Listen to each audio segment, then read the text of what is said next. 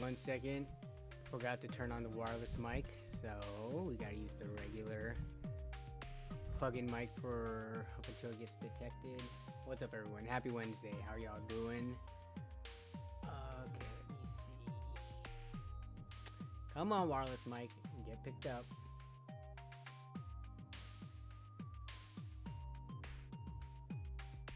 Every single time. This happens all the time. Alright, who do we have first in the house? We had Stang 2007 in the house first. What's up? We got Kale130, Coalition Gaming Chris, probably driving home from work like always. What up, Shauner? What up, Craig Lilly? Hypothetically, hello, hello. Waiting for a 7800 X3D or 9800 X3D to drop an MSRP in the UK, where neither are at it at the moment. Yeah, I'm curious when the prices for that is gonna go back to normal. But I saw someone post that Micro Center had them back in stock, the 9800 X3D, like a local one, but it seems like people are still hunting for them. So I'm sitting pretty happy with the 7800 X3D that I have, but it would be nice to be able to recommend it to like people wanting to build higher-end systems, or if I help people build higher-end systems that want it to have it accessible. What is up with his mic? Come on. We got a $10 super chat. Give me 1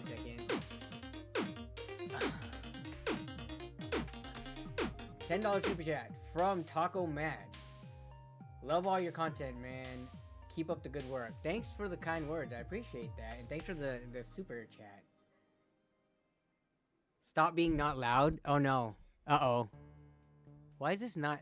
Sorry about that. Give me 1 moment. Is this better? I think it's because the mic sensitivity. I touched the knob. I think that's me. Now this is better. Yeah, but I'm trying to not talk into the mic. Every time this wireless receiver.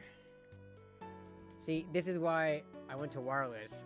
Because no matter your distance from the mic, you're gonna get good sound levels. But the wireless mic never freaking is identified by my computer for some reason.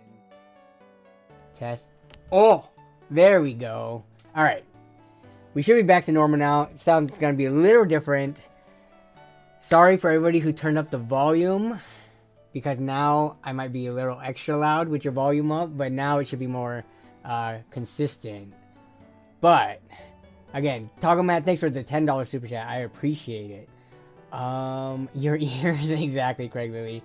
Okay, Arflet, the only tech drama I have this week is the tech stuff ordered from Amazon showed up much earlier than expected. That is not drama. That is good. Unless you're like out of town and you're trying to time it, and then your packages sit like for 2 days at your doorstep early. Let's see. James Ray, hope everyone's having a better day than me. Glad I made it to the stream. Normal gang is indeed here. Hopefully this improves your day, James. Let's see. What up, Hazard Me, Big Bad Joe, Sub-Zero, Extreme Zone. What up, Kale130? Who else we got? We got Logan in the house, finally getting out of Job Corps. May have not gotten much, but at least I got one of my GED tests passed. This place did irreparable harm to my mind and body, so I'm glad I'm finally leaving. Good. Well, I remember when you first said you were going to go there, I was a little bit worried, and then you said it wasn't too bad at first, but it seems like it actually is pretty bad, so glad you're getting out of there, Logan. What's your plans next, I guess? Are you just going to try to look for work at wherever's available? What up, Giant Robots? What up, Revolving Kick? Pika Wubs, what up?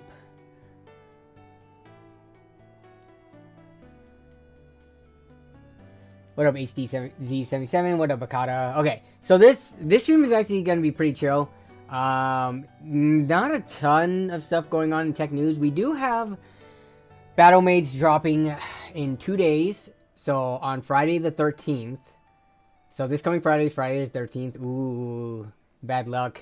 Scary movies, etc. But yeah, I made the mistake of thinking that I was gonna wait until they became available on Amazon, but I'm not sure if I'm going to be able to get a B580 on release now, because if we take a look at it, I did not pre-order from here because I wanted it to pop up on Amazon just for the faster shipping, because Amazon ships a lot faster than Newegg to where I am.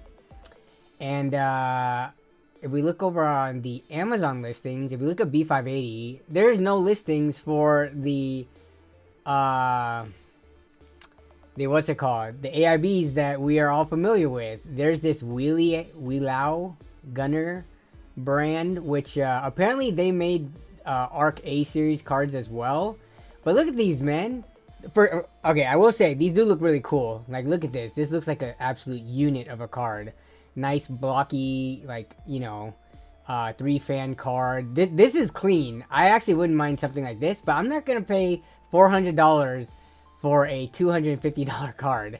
But this is the only thing that's listed on Amazon, so I'm hoping this changes up on release day.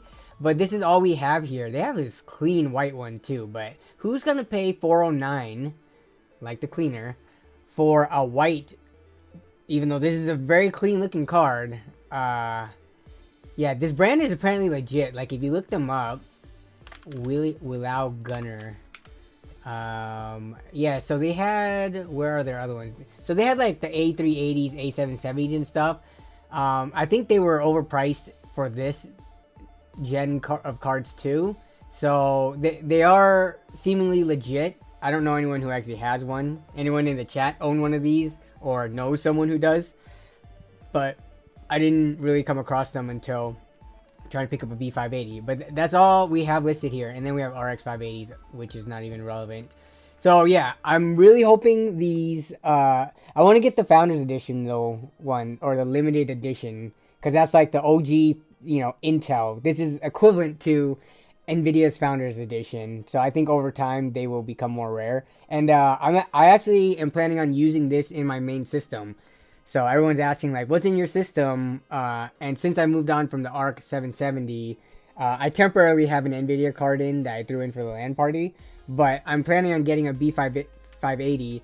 And based on the performance, which I did see another benchmark, I think Tom's Hardware, B580. I think they released this one right here. Or not they released it, but apparently some databases, you know, benchmarking databases and stuff. Sometimes the cards get leaked on there because reviewers and stuff are testing and the results become available. But yeah, according to this, it's kind of weird though. They only have OpenCL and Vulkan results, which, I mean, I'm not sure how relevant that is to the majority of gamers. But this is exactly what we talked about last week or the week before. Yeah, it is just based on the specs. It's looking like exactly a 6700 XT, which is a card I also had in my system. So I'm okay with that level of performance in my main rig. And I mean, assuming that these OpenCL and Vulkan results will get similar performance in like DX12 games, then it's gonna be pretty much on par with the 6700 XT. Same amount of VRAM, 12 gigabytes, and then same performance. So yeah. I have one from Gunner, the Gunner Intel Arc A380. So you do have one. Okay, yeah. I mean, I don't know. It seems like they're readily available on Amazon. So I hesitate to say, oh, is this brand mostly like an overseas, outside the US market? But who knows? This is I only see them, like, if you type in this brand's name, you only see, oh geez, where did my search go for that? You only see Intel Arc cards, so they like a AIB exclusive to Intel, which is, I guess, pretty cool. They do have clean looking cards, but yeah. Look for Best Buy. I wonder if I could pick one up in person. Good point. Best Buy is not too far away. It's like a 10-minute drive for me, so but you're saying look after midnight. Does that mean they're not available on the website right now? Is anyone in the chat planning on picking up a B580? Yeah, they're not showing up now. So you're saying look after midnight, which would be right on the 13th, and listings might pop up. So Best Buy and Amazon, and I guess if the Newegg one comes back, I'll order that too. I'll order whichever one's first, but yeah.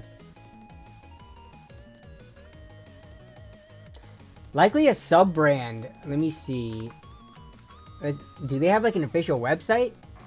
Because if I type in this, let's see, Gunner. How about just Gunner?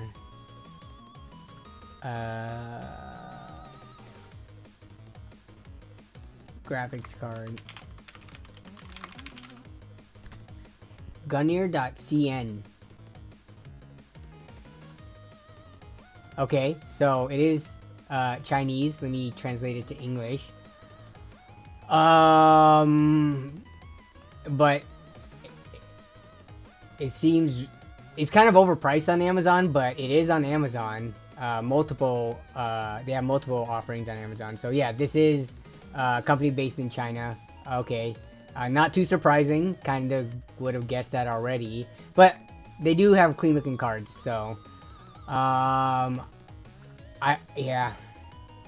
Depending on how this card actually performs and if there's any bugginess to it, this might be the next go-to, because it is hard to find 6700 XTs anymore, or 6750 XTs. Like, if you have $250 right now and you needed a brand new card, what would you recommend to people for $250 brand new? It used to be, if during a sale, like a 6750 XT, but we haven't seen those prices, I believe, in a while. And right now, oof. Right now you can only get them like refurbished. Where is... Okay. Let me start by new. Condition. New! Yeah, these are...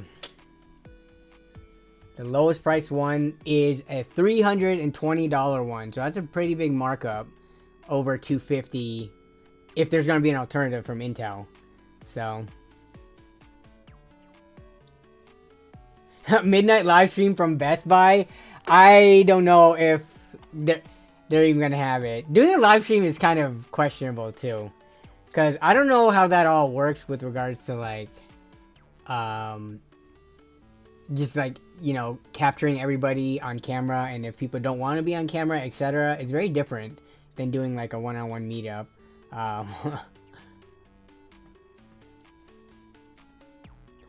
I'm waiting for any better known brand, and I'm diving in feet first. I like Arc cards. Used the entire last series, says Michael Levote. Yeah. Waiting for any better known brand. So I'm very curious how the stock of these are gonna look like. So for the pre-orders, it looks like the pre-orders, whatever the numbers they had allocated, are already out of stock for everything. There's a Sparkle. There's, I mean, from Newegg, there's only 4 different models to choose from. And let me see the Steel Legend one. This one's... Can anyone know if these Steel Legend cards are RGB, or are they like this fixed greenish, turquoise, yellow color? I'd imagine it's RGB. But I've only seen it with pictures with this color scheme, so it makes me think that might be a fixed color scheme. But let me see, RGB. Yeah, I'm searching the term RGB and it's not coming up. I've had to like, oh, so it is RGB. Okay, they do choose some very nice, vibrant looking colors to display this. I mean, if they have any in person, I would go and pick it up tomorrow, like right when it opens. But yeah, I'll definitely check that out. I'll use their stock checker and everything. Steel Legend card looks pretty sweet. And yeah, so this is the only available one. Steel Legend's also a little bit more expensive, $270. So you can get the base limited edition one for $250.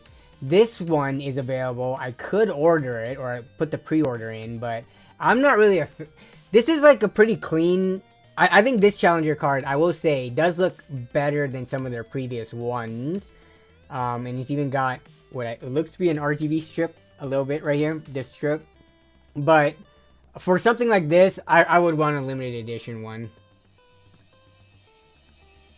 What's up, PSJC Gamer? It comes out. You're right. What am I saying? Friday, December 13th is the release date. Yeah. Well, why were people saying midnight, or did you mean tomorrow midnight?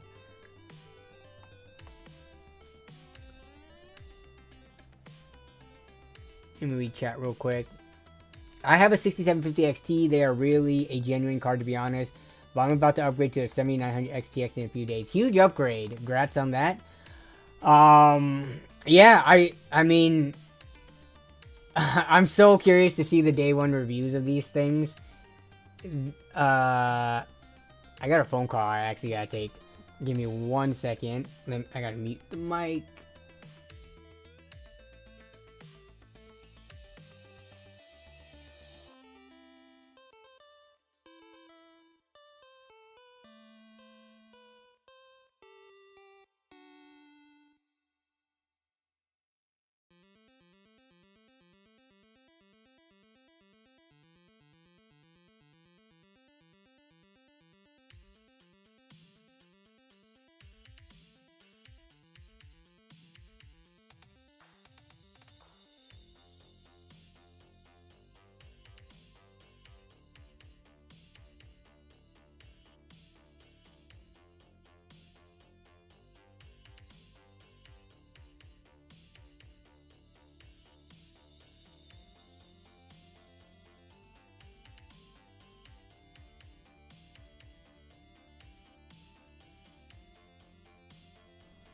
Sorry, this is like family stuff. I gotta take care of. Way more important than stream, unfortunately.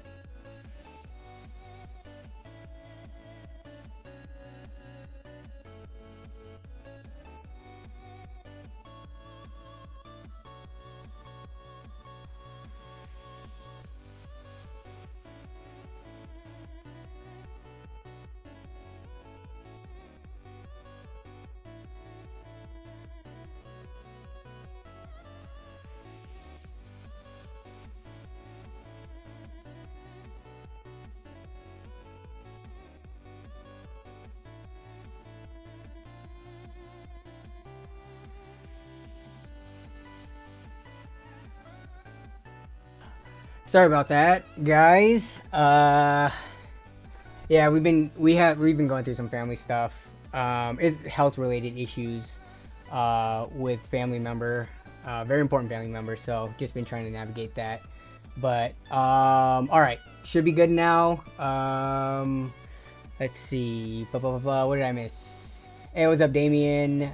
I wish there's a micro center. Yeah. I've been complaining about not having a micro center in Washington for so long, and as much as I complain, I kind of understand it. Like, they have to pick locations where it makes sense for them, like real estate wise, whether they're renting or buying a building or whatever the heck. And Seattle is just an expensive place. I know they have, you know, they have one in what, NorCal, and they have one in SoCal, or and those are expensive places too. But yeah, I understand. I think Micro Center will eventually come to the Northwest one day, but I'm just gonna have to keep waiting. Maybe I'll be in my 40s by the time we get one here. So I have 5 by me in NYC. Oh my goodness, some people are just spoiled.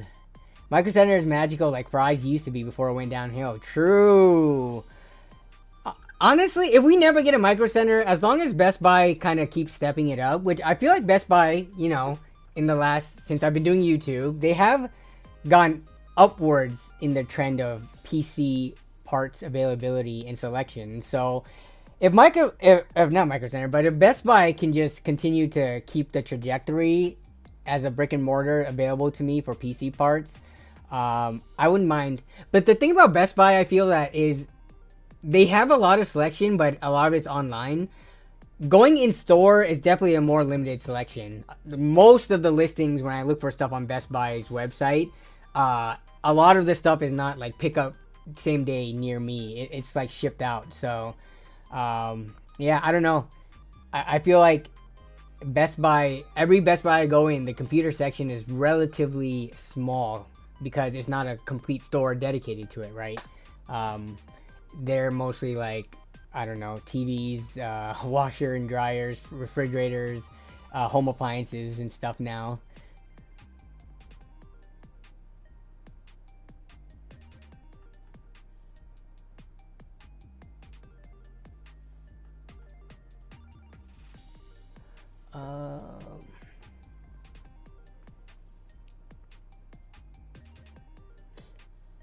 B&H, I've ordered stuff from B&H before, like processors and stuff like that. B&H sometimes has pretty solid deals that pop up on Build to PC sales, but it's not a place I tend to go to that often. It's only when I see deals pop up on Slick Deals or something that I pick up from B&H online.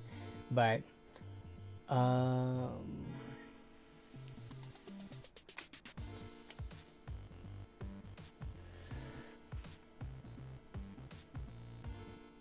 have you ever heard of Circuit City? Heck yeah, we used to have a Circuit City right next to me. You can tell it by that big power brick. I don't, honestly though, by the time, when did Circuit City go out? But yeah, this is what they were known for, that iconic big, like, in the commercials, it would be like a power brick plugging in, and it was this. But when did Circuit City go out of business? Circuit City stores in 2009. Yeah, so that was like 2009 was the year I bought and built my first desktop PC. But leading up to that, I'm trying to think. The only Circuit City in my mind, just from like when I went there as a kid, and you know, it was going with my parents and relatives and stuff like that, and it was always, I think they went there mostly for car related stuff, like car radio stuff. So I don't remember what Circuit City actually looked like. It's all like a blur to me. But yeah, I mean, they've been gone for a while now.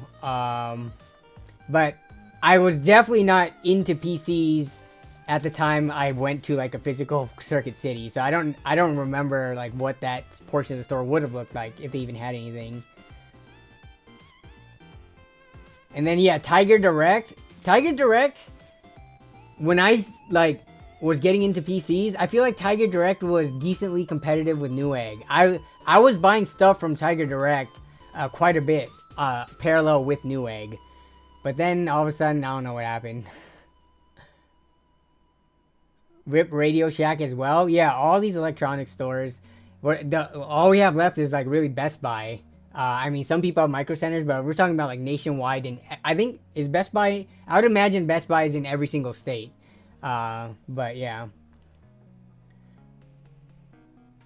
Circuit City still exists online. Does it? Let me see. Founded Circuit City, formerly Circuit City Stores. Circuit City. It says, oh, circuitcity.com was formerly the name. Defunct. Blah blah blah. Made a comeback in 2016. Website. Okay. Circuitcity.com. What do they even have here? Let's take a look. What up, Death? I saw you commenting on Jay's newest video. Big ups. Alright, what do we got here? CircuitCity.com, weekly deals, popular tech on sale. Is this just gonna be like monitors and stuff? Where's the core PC components? I don't care about any of this stuff. Alright, brands. Yeah. Oh, here we go. Computers. I mean, even if they had pre-built, that would be interesting to look at. But computers and tablets. PC gaming. Okay, so we can look at the PC gaming category. Computer accessories. Internal SSD. So, no graphics cards, it looks like. Oh, computer components. Here we go. Let's take a look. We got components. We do have individual components. Death is here. Can't stand the guy. Gross. Okay, let's see. Danny, I have a huge question to ask. Do you think a mobile will still work with RAM in A1, B1, A2, B2? Yeah, it should. This computer sitting behind me, actually, funnily enough. Whoops, you can't see that because of the chat. Where's the chat? Not that one. Where is...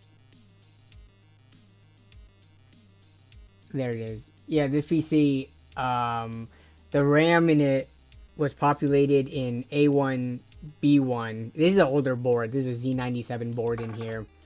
But yeah, it was working just fine. In terms of, I haven't done testing, but they're the two separate channels that you pair, A1, B1, A2, B2. Most motherboard manufacturers manuals, they recommend, oh, nice, thanks for the super chat, I'll get to that in a second. But they recommend populating A2, B2 first, which is very backwards when you think about it, compared to like, if you give a random person and told them that you should pair A and B together without mentioning the numbers, wouldn't most people numerically want to pair 1 before 2?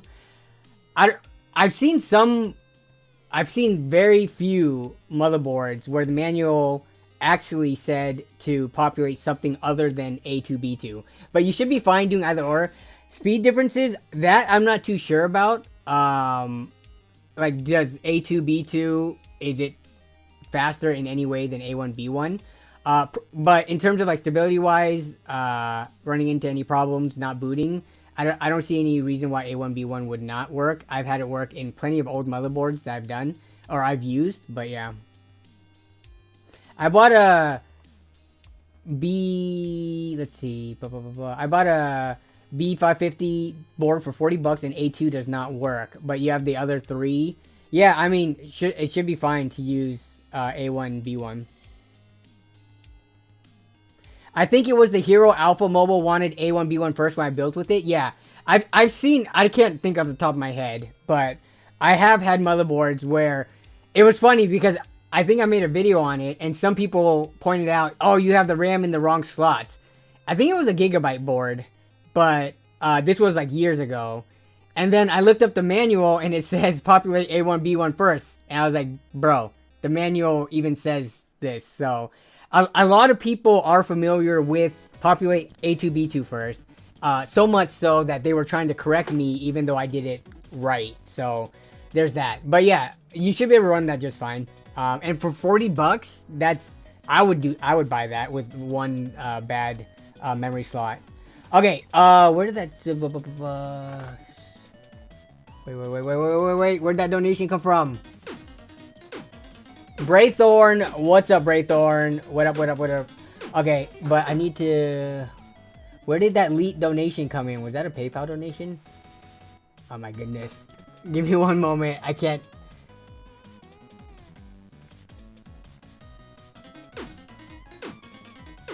Bakata submitted the... Oh, here we go. Excited for Battle Mage.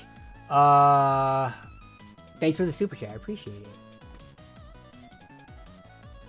Yeah, but where's that leak donation at? Oh, here we go. CCTV tipped it on. That's why. Thanks, CCTV. I appreciate it. Roses are red, violets are blue. Can't believe it took me this long to donate here and not have you lose most of the capital. There you go. Yeah, so on PayPal, or if you donate via the link, which you guys don't have to donate, by the way. The streams are free. The videos are free. It just does help support if you guys do decide to, but it is not expected in any way. But yes, if you guys donate via PayPal with the link in the description, I get to keep all of it instead of... I don't even know what the YouTube cut is right now. It's probably close to 50-50, maybe 60-40 split, but yeah. Either way, what a breakthrough. 127 viewers. The likes thing is always going to be like that. I think most people, even I forget to hit like a lot of the time, so it's no biggie there. When's the next LAN? Next LAN party video is coming out in 2 weeks. I'm trying to get it out. It might be right after Christmas. It depends. But yeah, LAN party video will be coming out before the end of the year is the plan. And then the next actual LAN will be happening in March-ish. Yeah. We stand for LAN. What up? We got Lee in the house. What up? Yep, we got some cross viewers here. Robert Fixit and Extreme Zone supporting Braythorn. Brayathorn, sorry. I like saying Braythorn for some reason, but I know it's Brayathorn. Wouldn't it make more sense to do A1, B1 over A2, B2 since they're closer to the other components on the motherboard? Aesthetically, I think A2, B2 looks a little bit better because you're shifting it and populating the most outward facing slot. Like when you look at a PC, like the one back there, right? If I can hide the chat real quick. Right, when you look at it like this in an isometric view, you're seeing slot B2 first. If you put it in A1, B1, you will see an empty memory slot facing you at like a diagonal view like this. So that's just aesthetically though. I would agree that populating wise, yes, numerically, you should go in order and alphabetically also go in order. But who am I to say? Any PoE 2 for you in the near future? I actually picked up PoE 2 and I was going to try to benchmark it. Unfortunately, PoE settings, they don't have any presets. And there's a bunch of different settings. So for benchmarking purposes, I was going to benchmark it with this PC. Actually, and because it's a new game and stuff, it's going to be relevant for like a long time. I wanted to add PoE 2 into my benchmarking suite, so I did buy it. I chose to play a monk, and my goodness, I think I chose the worst class because apparently, according to some of my friends, monk is one of the most difficult classes to play and to start off with, just because you know, it's melee and you get slaughtered. But PoE, the settings, the graphic setting menu is like horrible. There's no, like, I can't just... The reason why when you're benchmarking you want to be able to have presets is so that if somebody else wants to mimic your benchmark to compare their system to what you're showing, let's say they want to upgrade graphics cards or something, they could go and do it very easily. And yeah, PoE 2, there's no like preset medium setting, preset high. You have to do every individual thing. So I don't know, I hope they change that, because that just makes it, for me as a content creator, a lot more difficult. Let's see. Choo 111 $2 super chat. Me and my son love watching your videos. I appreciate you and your son's support. Thanks for the super chat. PoE 2 is amazing. Danny, you got any nerdy networking stuff at home, like Pi-hole or media server? I don't. I mean, I have a NAS. That's probably like the only non-PC related thing that is like adjacent. That is somewhat nerdy, and I don't even like do much stuff with it except for drop files onto it. I have been buying a bunch of different network switches though, because I realized from my router, you know, I split it out. I have a bunch of devices, like I have to plug in the NAS, printers, other like devices that need a hardwire Ethernet connection into. And I was using a 10-year-old port switch that was limiting. It was a 10 and 100 speed. So it was limiting because my bandwidth, internet wise, is I have gig up and down. So I didn't realize the switch. I just for some reason assumed that it was like at least a gig port switch, but it wasn't. So it was limiting the speeds to like 3 of my devices to 100 megabits per second, which was horrible. And then I needed to get another port switch for down here to, you know, expand my my hard lines to like different devices without relying on the 16 gig switch that I bring to the LAN parties, because I have to disconnect that every time. So I bought like 2 new port switches. I got TP-Link ones. I'm not a huge networking guy. I just pick what's like priced well. Are they even here? Alright, I'll show you. But one of them's still coming in the mail. But yeah, with regards to your question though, Lee, not huge into that at all. So here's the new port switch I bought. So this is coming down into my basement. This is the line going in, I believe, and then it's going 4 out to the different systems. But then here's the one that I use for LAN. But these are all gig switches, and I bought another one for upstairs in the basement. But yeah, aside from that, I'm not really super into other stuff outside of like, you know, the PC itself.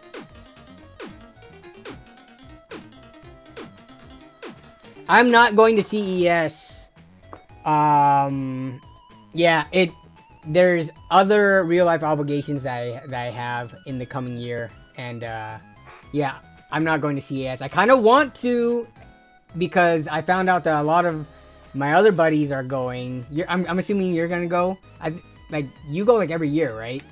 But a lot of the other tech fam guys are going too. Like I believe Ozzy's going, Zach Sector, Mark, Toasty Bros, and Mark Scattervolt. So like a bunch of those guys are going, and you know, these events I would want to go just to meet up with other content creators more so than the content of the event itself. But yeah, I can't go, unfortunately. Even though you hate Vegas, what do you hate about Vegas?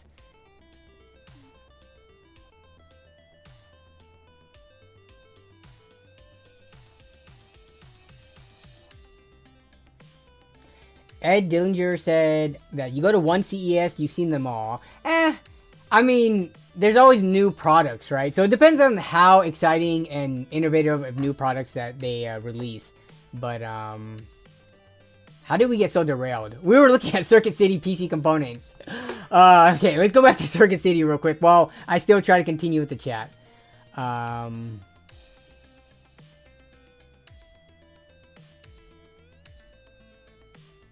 Jason says, me and my wife's boyfriend love watching your video. Thanks for the support, Jason and your wife's boyfriend. I appreciate that. When is Poe 2 release date for poor people like me? Oh, you mean like the free? I have no idea, actually. So Poe 2 is like $30, which isn't too bad for the content you get out of the game. You could spend like hundreds, if not thousands of hours playing it. I know it is not fully released yet, or like all the content's not in the early access, but still, for $30, I can see people getting their value. But I don't know when the full free release date is. Hopefully by then they get the settings thing in check. Let's see, Lee says, I will say that if you're not someone who enjoys tinkering with networking stuff, is a pain, and even if then you'd really have to geez, I cannot read today. And even then, you'd have to really have a good reason to learn it. Yeah, anytime I have to do networking stuff, I hate it. Like, whether it be for the LANs, if something goes wrong, or just for my own home, if for some reason like devices aren't being detected, or the internet speeds randomly go slow and just simply rebooting it does not fix it. Yeah, I hate it. I hate it so much because it seems like there's not one like solution or answer to things. Everything is a it depends type situation. Every networking problem I've ever had going online, the first like 5 suggestions never work, and it's always like a random forum post from 7 years ago that someone posted and doesn't even have responses or upvotes. That is the solution. So yeah, totally get that. Okay, what's up with this pricing? So Circuit City Online's not looking too hot. If only 32 gigs of DDR5 memory is costing $145 about. And this is only 5600 CL13, not 13, CL36, sorry. Let's look at SSDs. Ah, yes, $40 for a 240 gigabyte SanDisk. Is this, do they still make these, or is this like the SSD Plus from SanDisk from like years ago? Is this like old stock? Let me see. No, they have the P3, which is 4 terabytes for $300. I'm pretty sure 4 terabytes are a little bit less than that. 1 terabyte, Spatium, Western Digital Blue, 500 gig. Yeah, these prices are kind of high, and there's not that many of them. Let me look at the. That's the components. Let's look at the processor pricing.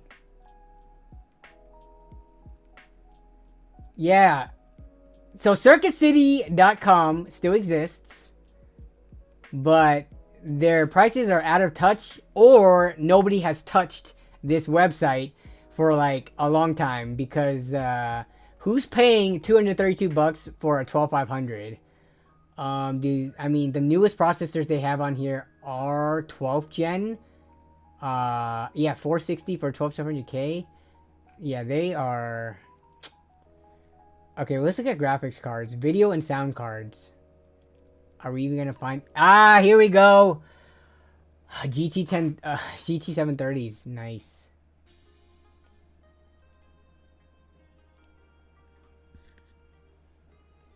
$6500 XT for the same price as a 6700 XT. We've got 6600 XTs for $560, bro. Circuit City, if you're trying to make a comeback, at least in this category, you're not doing it right. I'm honestly shocked this site still exists. That's wild. Yeah, me too. Looks like old stock, and I don't even know if I would call this old pricing, because this was never the price of the 6600 XT. Actually, scratch that. You think pandemic 6600 XTs? Yeah, they might have been around this price. I remember 3060s going for like $500. So yeah, this sounds about right. They got pandemic prices going on here.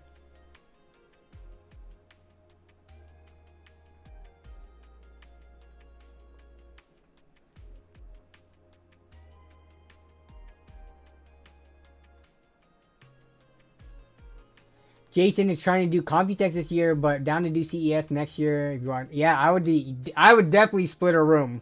I do not need my own hotel room, and I'm too cheap to have my own hotel room, so I would definitely split that. If we can get 3 people, I can sleep on the floor. It's all good. I feel like you're not getting much sleep at these events anyways. Probably just take cat naps. So yeah, a room is just a home base to put your luggage down. But yeah. Braythorn, been to Vegas too many times. It's expensive. Getting around sucks. It's too dry, etc. The only good thing is the food, to be honest. When you go, are you fully sponsored usually? If you're willing to disclose that. I'm just curious. I think for me, these types of trips, I would definitely... I know like from a bit, it's a write-off and stuff like that. But I think for the most part, most content creators that I know, my friends and stuff, they are usually mostly or not fully sponsored going to these events. So I would have to try to lock down sponsorships for that, which I'm not sure if you guys have noticed, but A lot of the companies aren't sponsoring mid-sized creators these days. That's why you got everybody doing CD key deals. I mean, if you're talking about like the companies like Be Quiet, Lee, etc., you know, actual hardware companies, they're mostly sponsoring like the Gamers Nexus, Jay's 2 Cents, the really big channels to do like, you know, pre-roll ads for new cases and power supplies and coolers. They don't look to us smaller guys, so our sponsorship deals are not as good, unfortunately. CES hotel room price are insane. Yeah, Airbnb, but I think the thing about it is if you're at an Airbnb, you might not be as close to the venue as like a hotel. But yeah, I could imagine hotel prices for that weekend being crazy, or for that the week rather.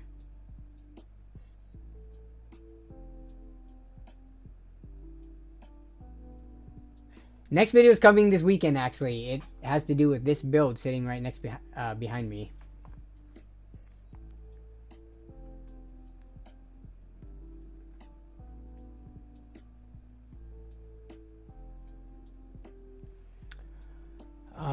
Yeah, okay, Circuit City, not exciting. Oh, let me make sure I didn't miss anything. Okay.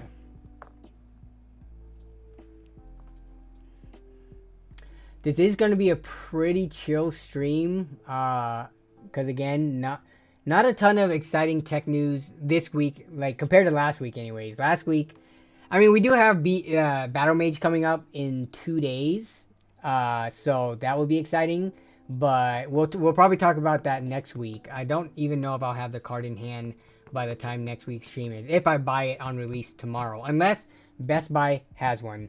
Or any other brick and mortar, which around me, there's only Best Buy.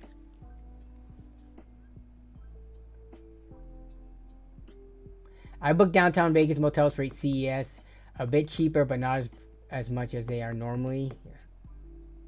The B570, do we even have leaks for that? I didn't even focus that too much on the B570, because they didn't really talk about that, right, during their announcement. Like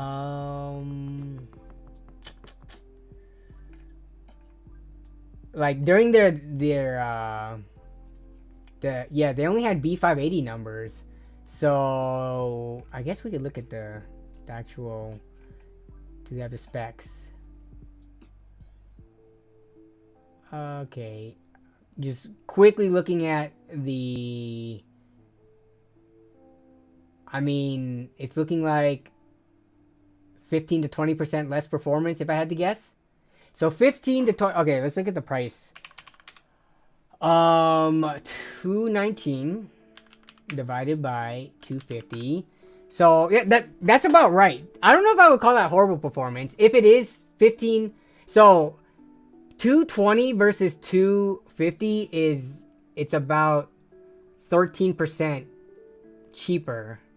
So if it's 13% cheaper and comes in about 15-ish, I guess 15 to 20%, it's not going to be as good FPS per dollar wise, but it's in the ballpark of like the linear scaling downwards of performance. So, yeah, I don't know if this is going to be that bad, but at this price range, why not pay the $30 and just get the better thing? A graphics card hopefully is something that you use for like, you know, 2, 3, 4 years. So $30 over the span of that is not that much to be spending. So from that viewpoint, I can see why this might not be as popular. But we'll have to see. And this one's not coming out until January. Huh.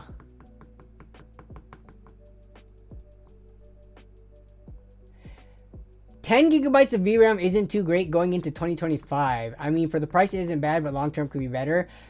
I mean, I'm still of the mindset that the VRAM problem or the VRAM situation was kind of like overblown. I don't know, man. I know plenty of people who have 3070s right now. Still a very solid card. And, you know, as much as hardware and box is kind of leading the charge for like the whole more VRAM thing, right? Like I know in their comparisons and stuff like that, they bring up specific use cases where the VRAM is limiting, and it kind of could affect performance. But you gotta realize how many gamers out there not only have 8GB VRAM video cards, but even less VRAM, and the games are still playing fine. It's not like having that amount of VRAM is debilitating and is gonna cause your game to stutter. I'm actually kind of curious how, I think in the hardware unbox video, they got the stuttering to happen when they did the VRAM 8 versus 12, because they compared the 37 versus 67 XT. Because I've tested the 3780 and I've used it extensively, and usually when you have your settings appropriate, right? Like if VRAM is going to be hogged up playing at ultra, just set it down to high or something and remove the stutters. Like, I mean, I don't really understand. I'm not trying to advocate for less VRAM, obviously. Don't misconstrue my words or anything like that. I'm just saying the amount of outrage and anger, I guess, or like the proportion it was blown out of just seemed a bit much in my opinion. I don't know. Scott says, I'm still running. Yeah, and then we've got people like Scott running an MSI RX 580 8GB who might be upgrading to the B580.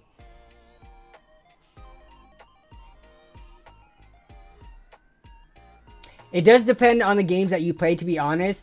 But, okay, what is the most VRAM intensive game that you can think of right now? That released either in 2023 or 2024? I feel like The Last of Us was up there. I didn't get the Star Wars game.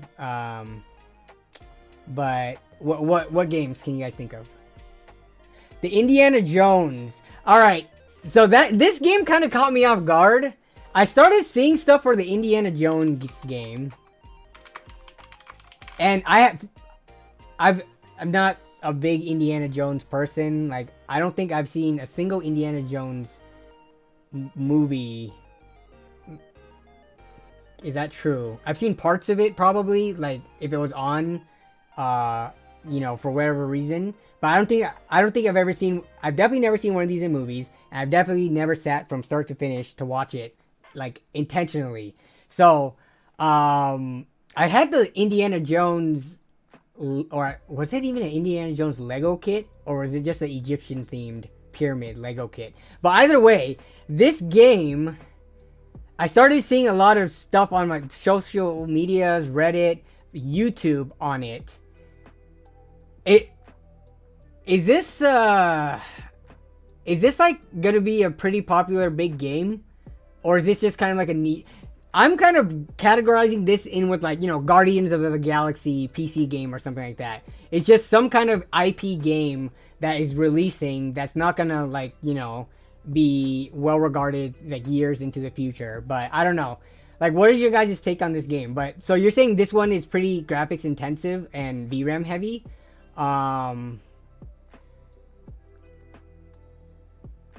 It's on Game Pass. I may try it. I'm not really a fan either, though, so it would just, yeah, if, like, I have no past history or any, like, care for Indiana Jones specifically.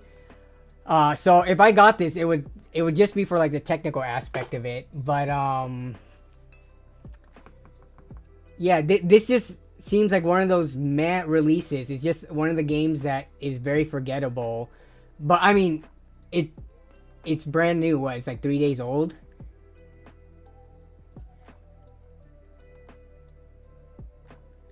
I don't think there is any real hype about it. It seems manufactured. Exactly. That's what I feel too. Like, they're just kind of, it's like a money grab based on the IP.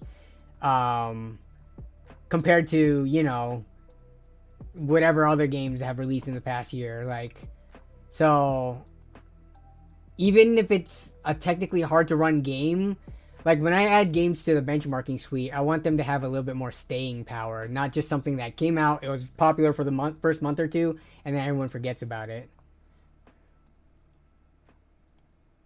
Digital Foundry, okay, I need to watch that. They did some review on the tech of it. Did they even advertise it? I only heard about it once it came out. Yeah, same here. Like, usually with games, people are, like, hyped about it, like, you know, counting down, kind of like PoE and, I guess, Diablo. Any of those major studios. Maybe it's because I don't even know what developer this is, Machine Games. I mean, it's published through Bethesda, but Machine Game... Is this, like, part of Bethesda? Like, a smaller subsection of it? No, I'm clicking on Machine Games. And it takes me to Bethesda.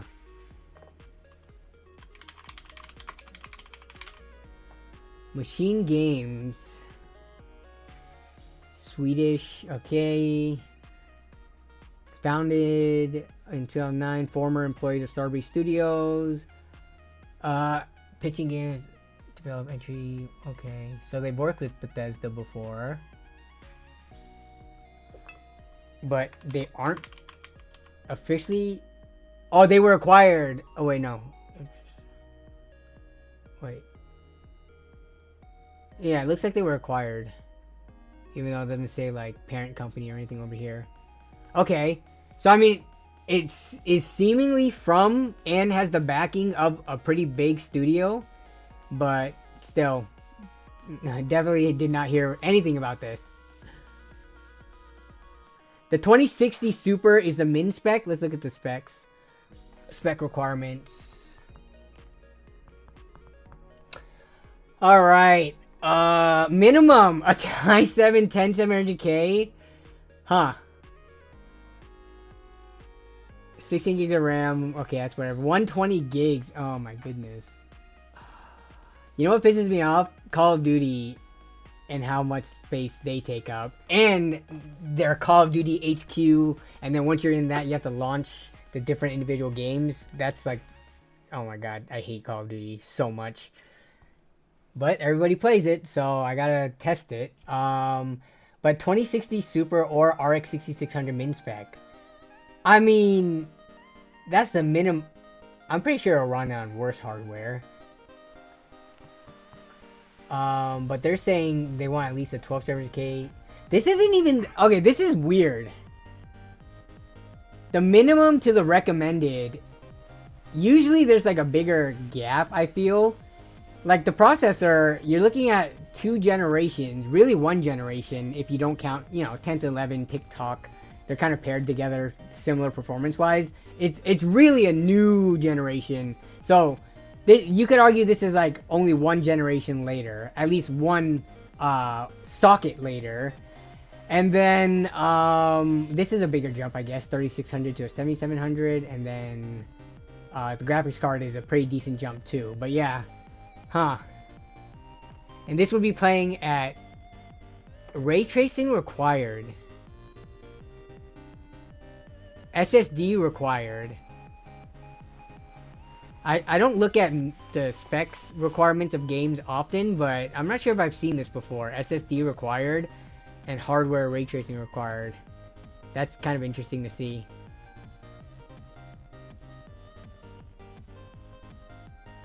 You can't turn off ray tracing, and does that mean it's going to perform like complete garbage on this RX 6600?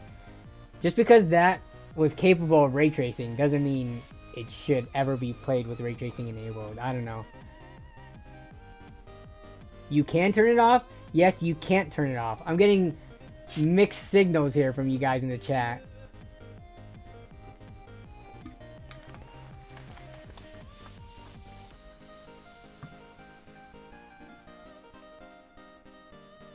No FSR DLSS only? Oof. Seriously?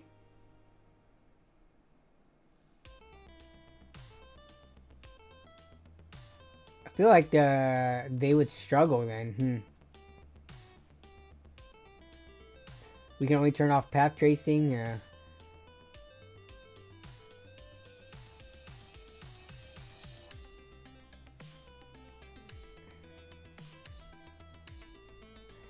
Shauner, as someone that plays COD, I also hate COD. I hate it so much. I hate it. The shader compilation every freaking time. It's not every time, but it is a lot of the times. And then imagine when you're switching graphics cards out for testing, you have to recompile shaders. There's no way around it. Oh. Try Marvel Rivals with us. It's kind of fun. And it's free too, right? Yeah, I definitely gotta try that at some point. Need to get it installed. Yeah, I feel like it's one.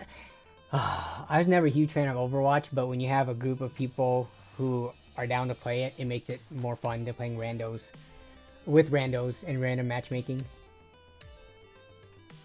But yeah, Indiana Jones. Okay, aside from this, getting back to the whole VRAM thing, look, I want free VRAM as well, but I don't think 8 gigabytes of VRAM when you're talking about a card that is, especially this one has 10, the B570 is gonna have 10 gigs, not 8 gigs of VRAM. Then I think for $220 cards, brand new at the performance level, it's likely gonna come in at with 10 gigs of VRAM. I don't think that's an issue at all. Like, I don't even think that's worth complaining about, or there's any, you have any ground to stand on to complain, given all the conditions. But that's just me. I don't know. Am I being too lenient on companies nowadays, or have people? Oh man, I think the whole NZXT. I wanted to actually talk about this because we didn't talk about it last week. The whole NZXT situation. Like, I understand let me go to Zach's channel, because it was his newest video, this one right here. Zach made a video, not even related to it. He made a $150, one of these types of things, right? Let's read the comments. There was no NZXT sponsor on this video. There was nothing even related to NZXT on this video. This is just Zach's most recent video. If you look at the comments, may want to check your NZXT sponsorship. Gamers Nexus cooked you. Bro, you're all over Gamers Nexus. How long's until the apology video for shilling NZXT? Like, let's just keep scrolling down. I'll just scroll down for a while. NZXT still. Just keep scrolling down. You're gonna scam people too. Keep scrolling. So this is a pretty normal comment. Well, I always knew my boy was shady. Like, look how far we're scrolling down in the comments. NZXT pre-built. NZXT scammer. Look, I get it. Zach did a sponsorship with or I don't even know if he did an NZXT Flex thing, but I know he did YouTube Shorts covering it. I don't know if that was a sponsorship, but either way, right? That kind of response is blowing things out of proportion. They're acting like Zach killed the kid or something like that. Like, the piece, have you guys noticed, like, if you're on Reddit, Twitter, YouTube comments, people, I feel like they're losing their minds. Like, I understand, hold creators responsible, but I don't know about responses like this, man. This is my opinion. People are just looking for things to be mad about, and they're looking for any way to, like, pile on to whatever the drama or controversy is. They just want to, like, feel important, I guess, because I don't know what kind of person just spends all day. This isn't the only creator that this happened to. Pretty much, even in one of my videos, unrelated. Let me see my comments. This one pissed me off so much.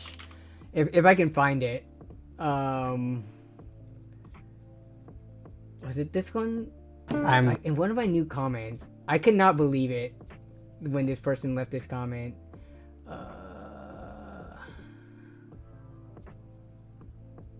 Oh, right here. This my latest video, totally unrelated to NZXT.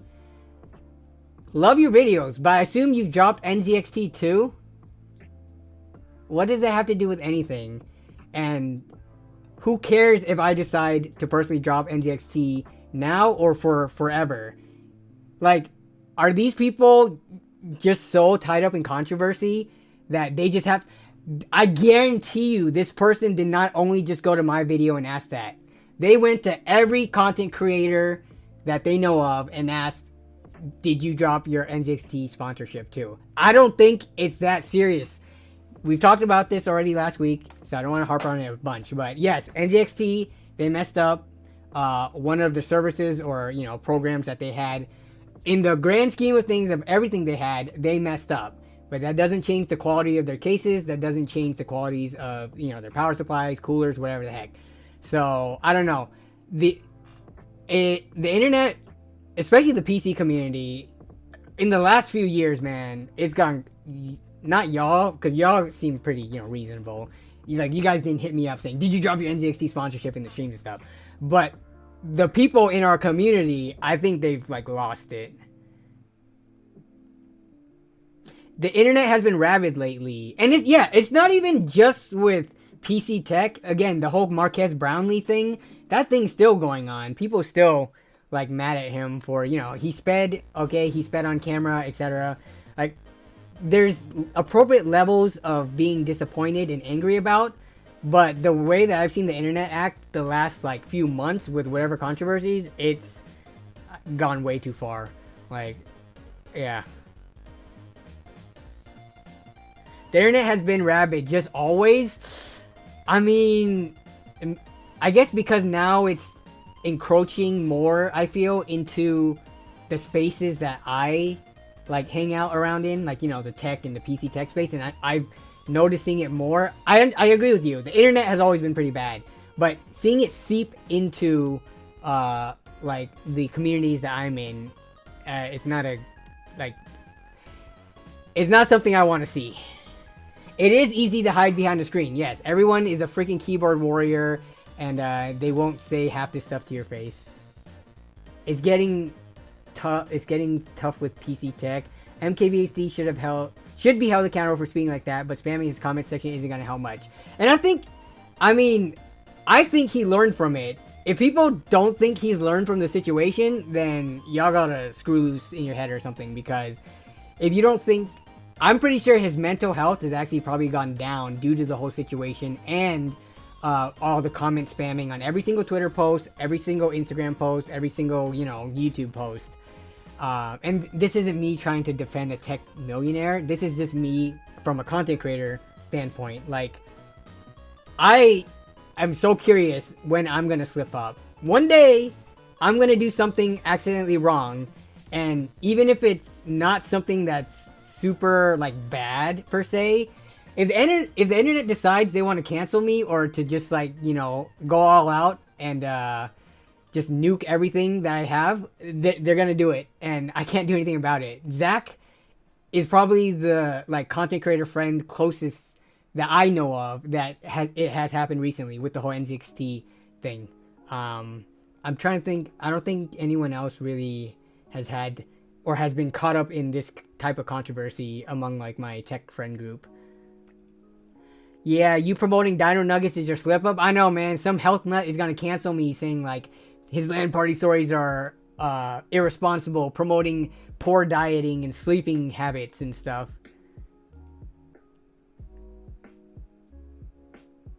That's the thing you're hearing 10% of the people that are commenting. The mass amount of people don't care and they say nothing. Exactly. That's the issue.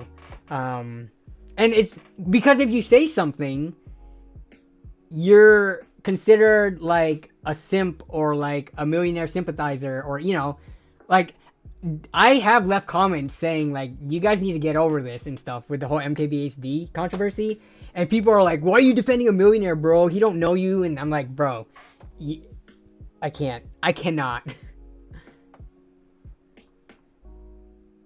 They do have plant-based Dino Nuggets? Whoa, hold up. All that's to say, though, before we move on topics, the amount of hate the content creators, not me, but Zach and stuff was getting, I think was totally, blown out of proportion. Plant-based Dino Nuggets at Sprouts, $9.99 or $8.99. What do these look like, though? What do they look like on the inside is the question.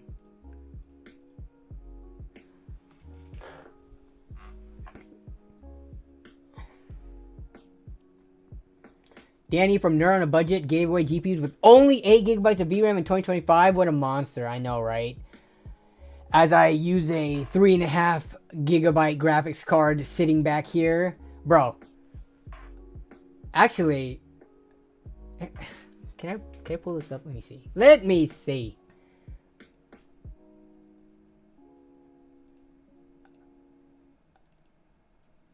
Did I move the bench? I have not moved the benchmarks over yet.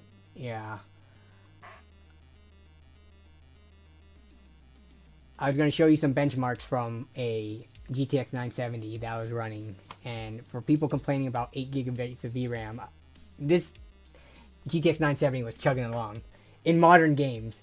Okay, what do these plant-based Dino Nuggets look like on the inside, though? I need the cross-section. The breading can be deceptive, but I need to see what the insides look like. Because obviously they look like normal Dino Nuggets, you know, because they're breaded. Probably uses not too different of breading.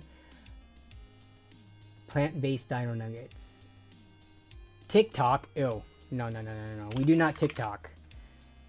The worst user interface ever. Plant-based Dino Nuggets. Alright, here we go. Alright, what do these things look like on the inside? They look pretty similar to normal Dino Nuggets. Kind of.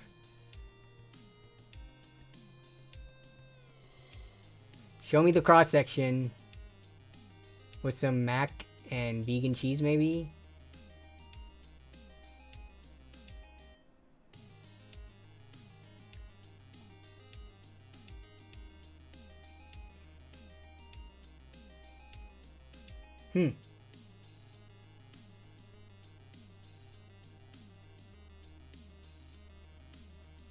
Has anyone tried these? This is very off topic, indeed. We get off topic around here. I want benchmark, but people are on board with the off topic. I want benchmarks of meatless Dino Nuggets. Oh, maybe on the next LAN party we could do a blind taste test. Okay, never mind. Maybe a rating. I think for sure you're gonna be able to tell normal Dino Nuggies versus the meatless ones. But if these are close enough, and you think it might not be actually a healthy alternative though.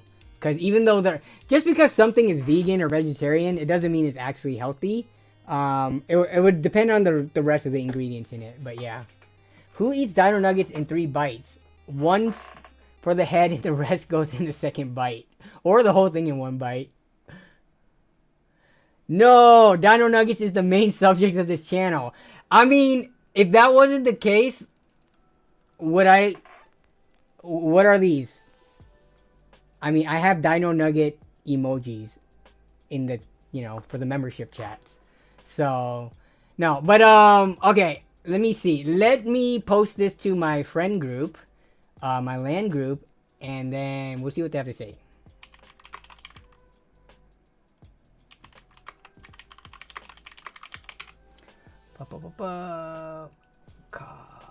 Okay, here we go. We got Shauner with the channel membership. Thanks for that. I appreciate it, my dude. Anyone try these? Okay. It doesn't taste anything like chicken to me, huh? Okay. Well, that's one person chiming in. The only thing going for it nutrition-wise is no cholesterol and probably less saturated fat. The meatless alternatives are good now depending on the brand. Yeah, a lot of... So, I'm nowhere near a vegan or a vegetarian or anything like that. I love meat, and not like that. I like eating meat-based products, but I see a lot, because I watch a lot of Shark Tank. That's like my my go-to anytime I just need to fill my, to like have something running in the background while I'm doing stuff, working out, showering, etc. I have Shark Tank on, and on Shark Tank they have a lot of pitches for vegan and vegetarian type products, like meatless products, and a lot of the stuff sounds like pretty good. So I'm all for getting excited for nutrition aside. It is more sustainable, in terms of long term for our planet and stuff like that. So I'm down for it. If they can get the taste like 80 or 90% of the way there to tasting like meat or close enough to it, I would be down to switch in terms of just the environmental benefits. Probably not fully. I don't think I would ever fully give up meat, but I would definitely substitute more of my meals for more green types of meals. When is the next LAN party coming up? Next LAN party video is like in 2 weeks ish, and then next LAN party in March. Like the Impossible Burgers are good, and I could eat if hamburgers were no longer a thing. But because hamburgers are still a thing, you stick to hamburgers. I understand it. Dino Nuggets and the trip to Walmart/Costco is always my favorite. Waiting for you to drop the Dino Nuggets. Yeah. You guys usually eat really good. Yeah, I mean, we have our snacks and stuff, but for our main meals, they're somewhat healthier usually. Maybe not when we eat hot dogs and stuff, but when we do cook, they're generally on the pretty, not, I wouldn't say healthy, but neutral side. Like, what's Japanese curry? Japanese chicken curry with like carrots and stuff in it. Is that considered healthy, unhealthy, or right in the middle? Probably in the middle. Especially since it's from a prepackaged curry packet. Do you drop them on purpose or by accident? They're all by, I promise you, I have never purposefully dropped it for the content. Which is why in recent videos, there's not been as much dropping, because I've been more skillful at handling Dino Nuggets and Tots. No green vegetables. We've put green beans as well as broccoli in the curry before. And we usually have carrots and potatoes. But yeah, you're right. Should have some green veggie with vitamins and nutrition and stuff. He's lying. He edits it out. I can confirm, says Jan. Dang. Jan just called me out. People eating plants and I'm in a carnivore diet, lol. Just be thankful that the people eating plants are balancing it out. Could you imagine if everybody was just on carnivore diet and nobody was eating plants? How much faster we would deplete the planet's resources? Do you have something to dip the Dino Nuggies? I mean, I'm just a salt and pepper kind of guy, but we did buy like garlic aioli this last time, so that was a dip. But other people dip ketchup and stuff. I hate ketchup though, so I like hot sauces and things like that. Buffalo sauce.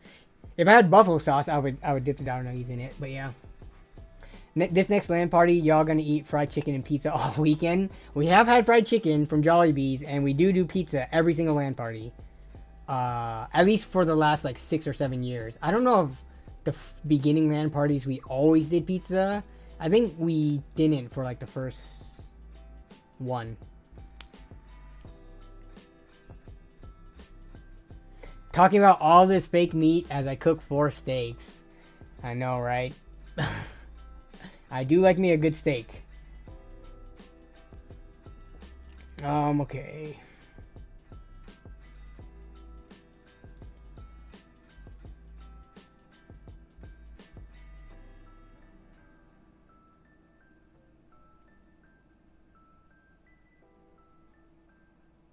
Matt's IT services. Any idea if the Ryzen 5 5500, all those are supported with the DS3H? Let me see. Oh, F61. That sounds familiar. Ooh, let me see. Have I used? No, I can't say F61. It sounds like it would be. I swear I've used a BIOS version F61, but I don't know if it was with this chipset. CPU support, let's see. Oh, yep. You only need up to F60 for it to work with the 5000 series chips. Yeah, F60, and you have F61, so that should be good. I am what's between medium rare and medium? Now we're talking about steaks, which I'm down for. This is a pretty chill stream, guys. Tech news was not super heavy this week. Aside from Friday, me buying the B580, I don't really need to buy anything else. All right, let's look at steak cooks. I think I'm a medium guy. Yeah. Wait, where's medium on this picture? Steak cooks. The temperatures. Here we go. This is a pretty good picture, I feel. Okay. Alright, if we're gonna take this to be correct, I'm a medium, for sure. Yeah, medium rare is just a little... I could eat medium rare, I'm not gonna complain. I have ordered medium rare. But over the years, I've kind of flip-flopped between the two, and I think I've recently decided I like medium. Yeah, I don't. Just a little bit less red for me. But if someone serves me a medium rare and I didn't have a choice, I would still eat it up and it would still be delicious. But if I could choose, you know, we go with the medium. Dude just ate steak for dinner an hour ago while wife's medium and mine was medium well/well. Do you like medium well or did you accidentally cook like that? Yeah, both me and my wife are mediums. I do judge people on how they like their steak done at work. It's just too tough when well done. Yeah, who the heck likes well done? Look at that. You could even see in the picture how dried out. And just look at like the fibers in the meat.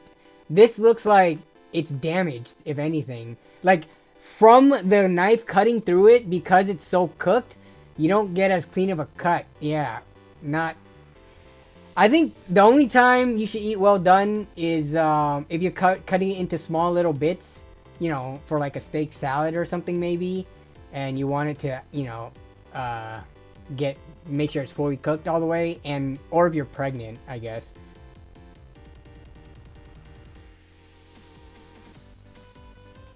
Danny, you need to post a dropping Diner Nuggets supercut. There's not that much content. It'll be like a minute worth of video. There's not that much dropping stuff in the over the years. You know, so this year marks the 9th year of LAN parties. So we started back in 2016, but if you count complete full years, now that we had our last one in September, that finishes out 2024.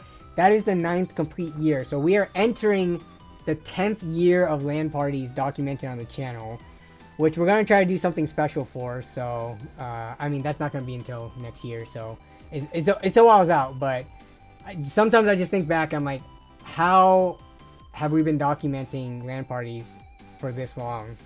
And people are still watching it. Apparently, it doesn't get boring, so I'm glad you guys still support it. You know, it's all about the medium rare pork. Honestly, I don't eat pork enough to know which cooks are safe. Is medium rare pork safe? I don't even know what the safe temp of pork is, but I know I usually play it safe when it comes to pork. We do not go for the pink or red inside pork. You should eat a burger well done for safety. Yeah, it's because the meat's grinded up and you want to kill the bacteria all the way inside. Yeah. I cooked my steak second. Yeah, I have dealt with that. What I've been doing more recently is sous videing. Sous videing just takes out all the guesswork, man. What I do is I sous vide to like 125. So I go under the temperature I want, because when I finish it with the sear, you also get some heat as well. So I sous vide up to like 125, 130, and then I just get the sear on it, and boom, I have my medium steak. Like, I don't have to constantly be checking it, accidentally, you know, undercook it, etc. We got a sous vide for Christmas like 3 years ago or something, and I just use it now. I do medium well, just can't risk it. Yeah, I understand. Medium well actually doesn't look that bad either. Medium well, like, I think I would still enjoy this pretty equally.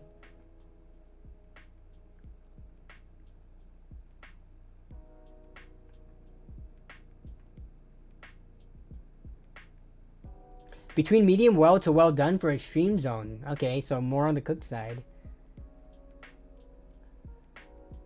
I'm above well done. I'm congratulations tier. How do you even... That's like cooked... No, I'm not gonna say jerky, because jerky's dried out, but yeah. Pan or grill for me, and I eat tons of steak at the restaurant I work at. Yeah, I sous vide and then pan. I mean, I've sous vide and grilled before too, but I'm too lazy. I hate cleaning the grill. I just hate it. I don't know why. Enjoy the tapeworm.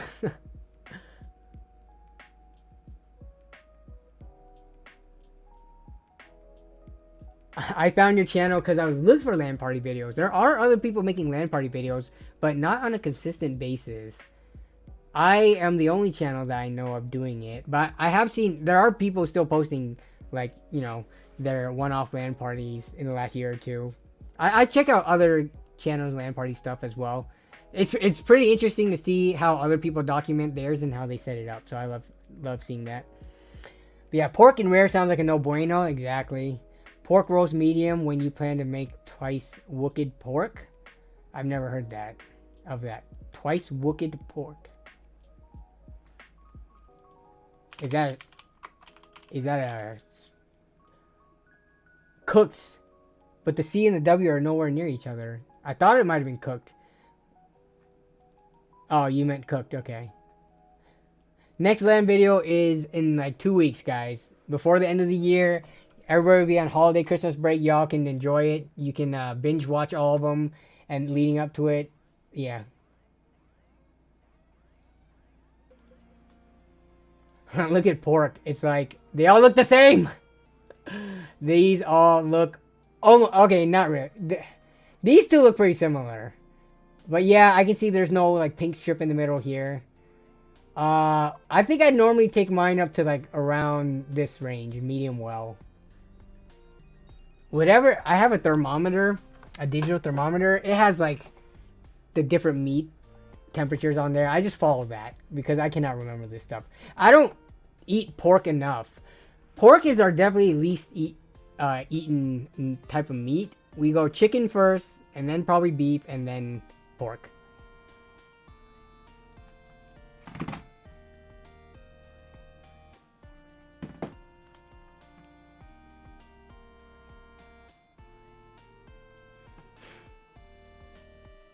No pork sushi, unless it's seared pork. Spam musubi here.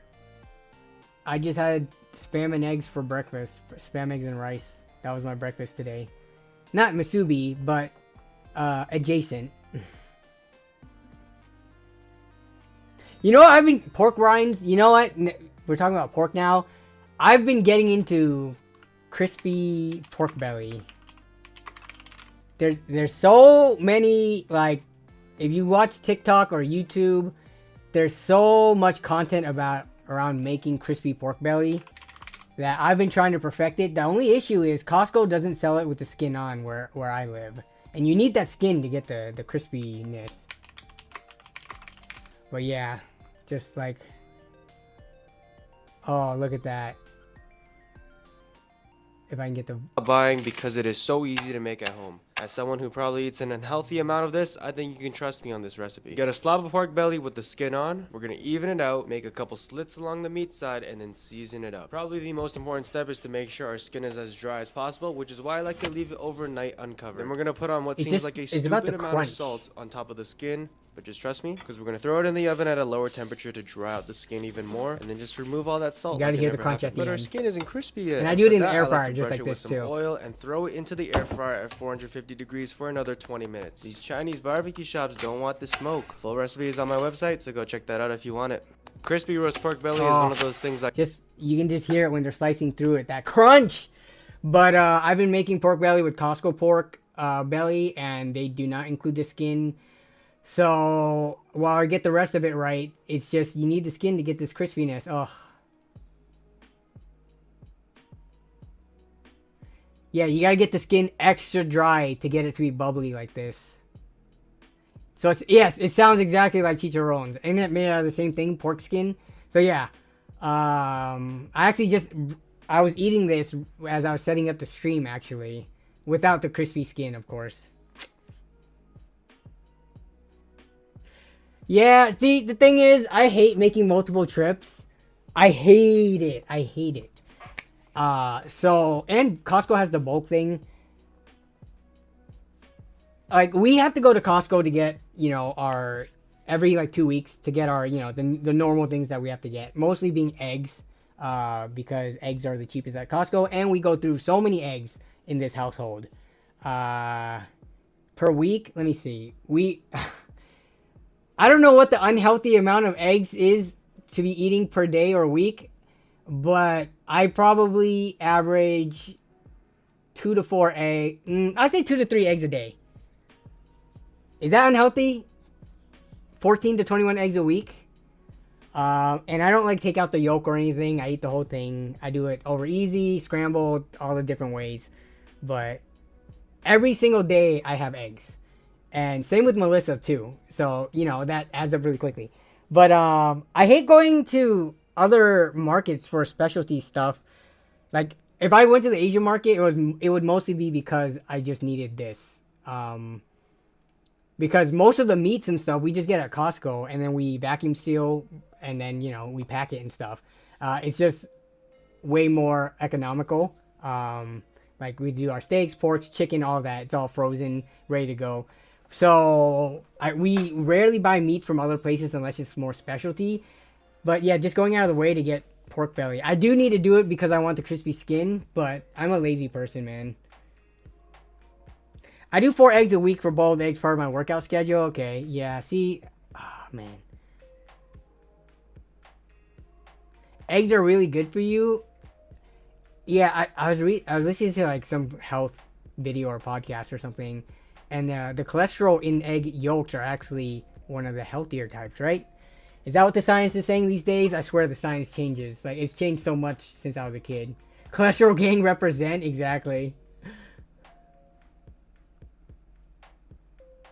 I always get so hungry when talking about food on stream. I know, and I gotta figure out what's for dinner. Melissa she had to go into the office today, and they went out to lunch, so they had Din Tai Fung. So that might be for leftovers tonight.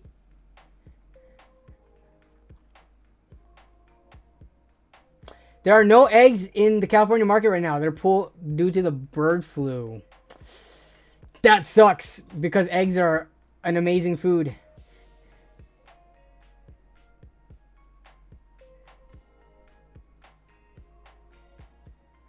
What's the best CPU and GPU pair under $500? Many suggest Ryzen 5 5600 and RTX 3070, but what's worth building? But is it worth building AM4 right now? If you have $500, see, I don't know. Do you already have an AM4 motherboard, or is motherboard also like, is it CPU and GPU and motherboard, or is it just CPU and GPU and you have a motherboard already?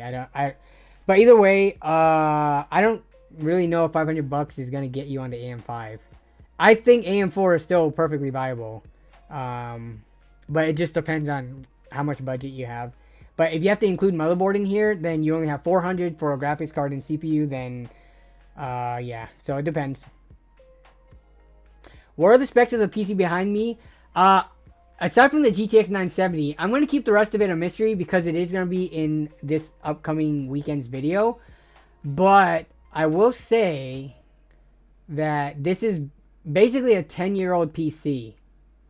So think 10 years ago, and that's the specs in it. So I think it's going to be a fun video. I love doing these types of videos because as much as everyone says like, oh, you need at least 12 gigabytes of VRAM. Oh, you need a Ryzen something. I can't show you the benchmarks because the benchmarks will show you what the specs are. I mean, it's not amazing, but it played every game I threw at it, including the likes of The Last of Us, Cyberpunk, Diablo 4, what other new games? Like, Forza. It plays modern titles fine despite being 10 years old. So, yeah, look out for that video this coming weekend. But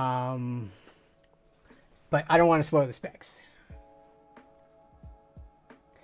We have never made tacos for LAN. I don't know how to make tacos good. Like, after having, like, those food, food truck, like, street tacos, I can't go back to just normal taco seasoning on, like, ground beef and stuff. Like, I don't know. However they marinate the meats on, let me see. Let me bring up a picture of what I'm talking about. Like, street taco. The ones with, like, the little, like these, right? Like, when you have these types of tacos from legit restaurants and food trucks, making tacos at home is just not even comparable. And, I've hurt Melissa's feelings before because she makes tacos sometimes, and it's not like I say that they're bad, but I'm just like, I'm not as big of a fan of it, just eating it at home and making it at home, just because I don't know what that secret sauce is, you know. I do not like the flavor of taco seasoning though, because taco seasoning flavor is reminiscent of something more like Taco Bell. So yeah. Oh, Breathorn says he's got taco making skills. If I ever go to one of your lands, I'll make tacos for everyone. I'm very curious what these tacos look like. You got any pics? I know you be taking pictures when you cook food. Everybody does it. Everybody takes pictures of their food or what they cook. Post it in the Discord server if you have. I want to see what these tacos look like. I may have to take you up on that offer in the future. At home, it can be even better than in restaurants. Yeah, but you see, I have not... I don't think I've had homemade tacos that taste better than the restaurant. And it's just because I don't know people who make, you know, who are authentically... you know, Hispanic or whatever, so. No taco pics, unfortunately, they usually disappear too fast. The secret ingredient is, let's say you're getting enough cholesterol already, lol. Yeah. Who has the best cooking skills in the LAN group? That's actually a interesting question. Jillian's pretty good at cooking. Danny, Brunzel's wife. She's the one who... She made afritada this most recent time. But every time she brings whatever Filipino dish, it's pretty good. Aside from that, though... I don't know a lot of people's cooking abilities. Maybe I should designate people to cook more often. Yeah, I mean... I think there's only been a handful of us who have cooked during or for LAN. So, I don't... Like, Nick could potentially be, like, a crazy chef that we don't know about, right? So, yeah, I'm actually not sure how to answer that question. I'm not sure who's the best. If I had to guess, maybe Jillian. The stuff that she's made have been really good.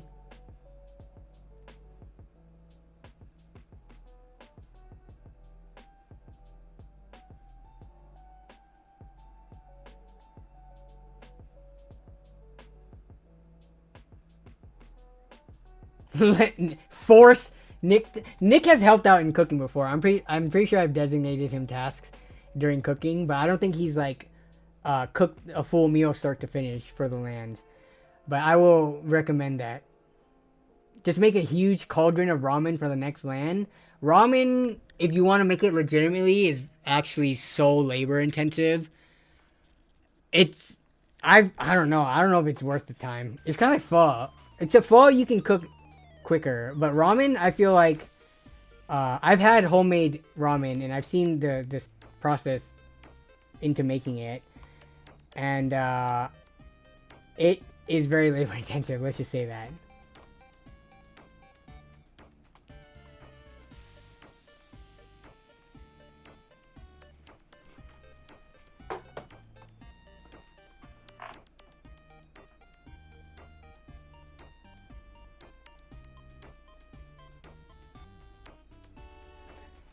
Dude, when I do homemade pizza, it's getting the pre-made dough from like Trader Joe's, getting some pizza or tomato sauce, and then buying the toppings, and then mozzarella cheese. Shredded mozzarella cheese. But homemade, the dough from scratch and the sauce and everything, yeah, I've never done that.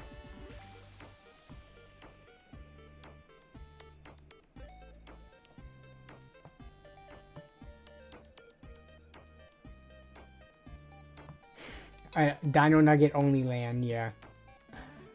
Okay, let's see. We're about an hour 40 minutes in the stream. Yeah, we're just going off the whatever everybody's talking about. No dedicated topics except for the Battle Mage talk at the beginning of the stream that I wanted to talk about, but yeah. Oh, Breathorn. Did you got review samples for the Intel processors, right? The Ultra series. Did you get samples for Battle Mage B5? The B780. No, what am I saying? B580. Sorry.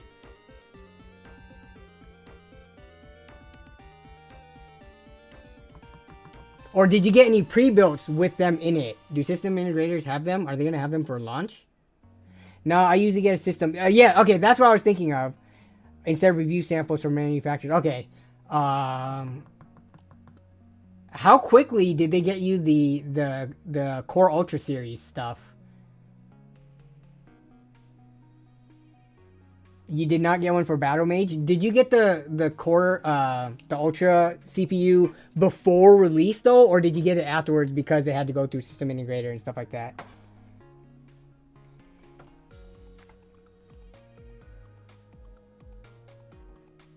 You got it on launch day? Okay. So it sounds like, but not for Battle Mage. Yeah, the Battle Mage sampling this time around was interesting because I reached out to all my content creator friends and nobody got one. Like Toasty Bros, Scatterbolt, Ozzy. I don't believe Zach didn't answer, but I think he would have answered if he did get one. But yeah, so I don't know who we're gonna see day one reviews from on, I guess Friday is the embargo, unless they have a earlier embargo.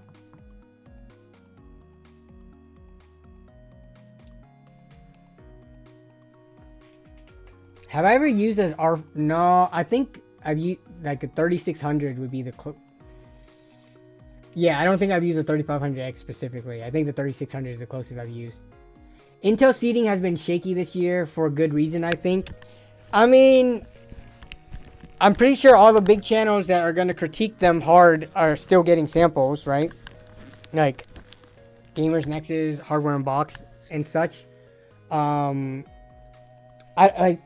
I feel like just based on what we've seen from the leaks and the paper numbers, Battle Mage is gonna do pretty well. So I don't know. I feel like if they do their own internal testing, they should know before the release if things are going to be perceived well. You look at the performance it gives, you look at what's available on the market for around similar price, and there you go. There's your answer. So NVIDIA, AMD, Intel, all of them, they should know even before independent reviewers get their stuff out if it's going to be a positive or negative reception. Like with the 4060 Ti and the 4060 and stuff like that. I feel like what we've seen so far, and I'm pretty confident in saying that Battle Mage is going to come in performing just like a 6700 XT, and at $250 brand new, I think that's going to be a win. So, I mean, they're the ones who made it, they're the ones who tested it extensively and compared it.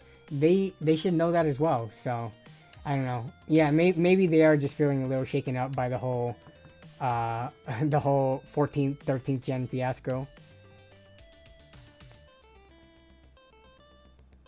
Graphically challenged got a review sample Arc B580.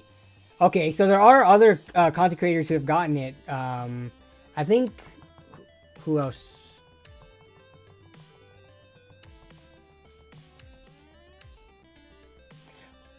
Would the new Battle Mage GPUs be good for video editing? That I'm not sure of. I didn't see anything in the material. Like, if it was, I think Intel would have put some charts up for it. I'm gonna guess it's not gonna be good as Nvidia still, but we'll have to wait and see.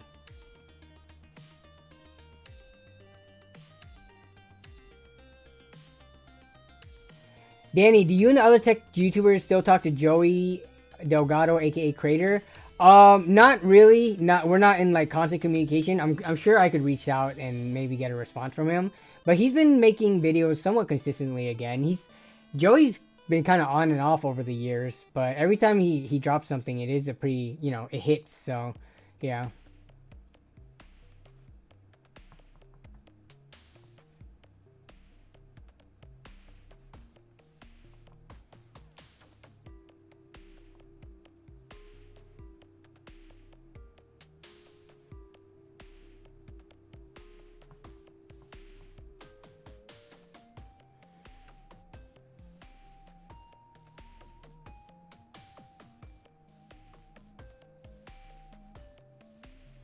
Kind of weird the leaked benchmarks look good. Which benchmark are you talking about, Spaz Network?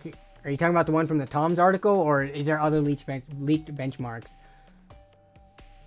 Yeah, because the one from the Tom's article, it's not very, doesn't, I mean, it's very limited. So unless you're talking about other benchmarks other than this.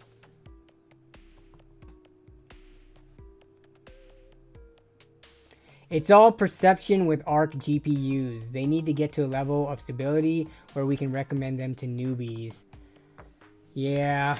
I hate their Arc control center too. Okay, I won't say I hate it, but it's definitely the bottom. If you're gonna rank, I haven't played around with NVIDIA's new, what the GeForce app or whatever. What is that thing called? Is it called the GeForce Oh, it's just called the NVIDIA app? Yeah, sorry, the NVIDIA app. Since they've gone from GeForce Experience to this, I've not really played around with this. But the fact that they removed the requirement to have the login to even get to the settings is a win.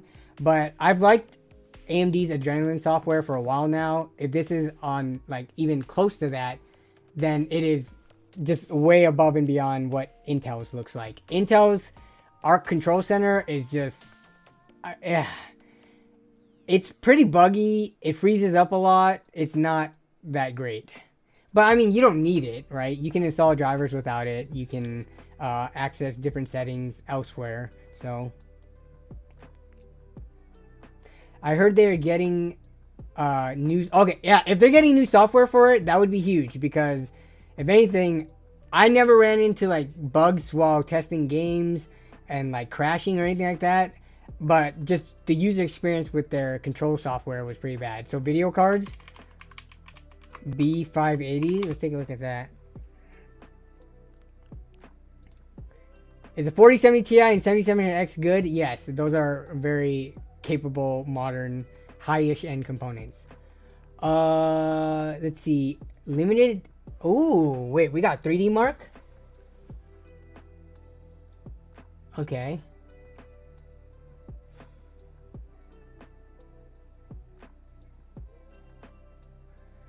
Time Spy. Okay, so now we need to look at, and this is normal Time Spy. Okay.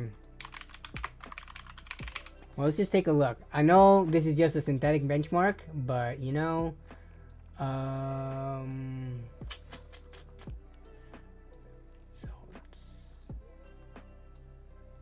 let's look at 6700 XT.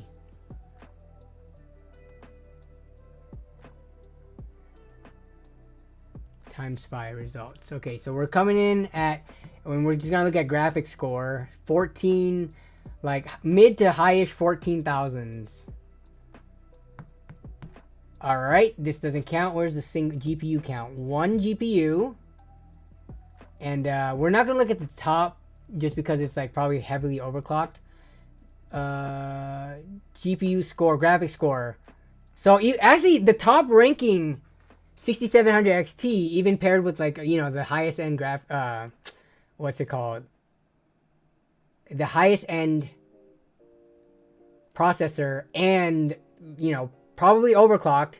Yeah, graphics score 15,000, but if you go down, I mean, it's anywhere from the low 14s. So yeah, this is again more leaks that point to this being pretty on par with the 6700 XT. Now that we have more official screen grabs and results. Yeah, $250. I think barring any, you know, driver issues or bugs, easy to recommend.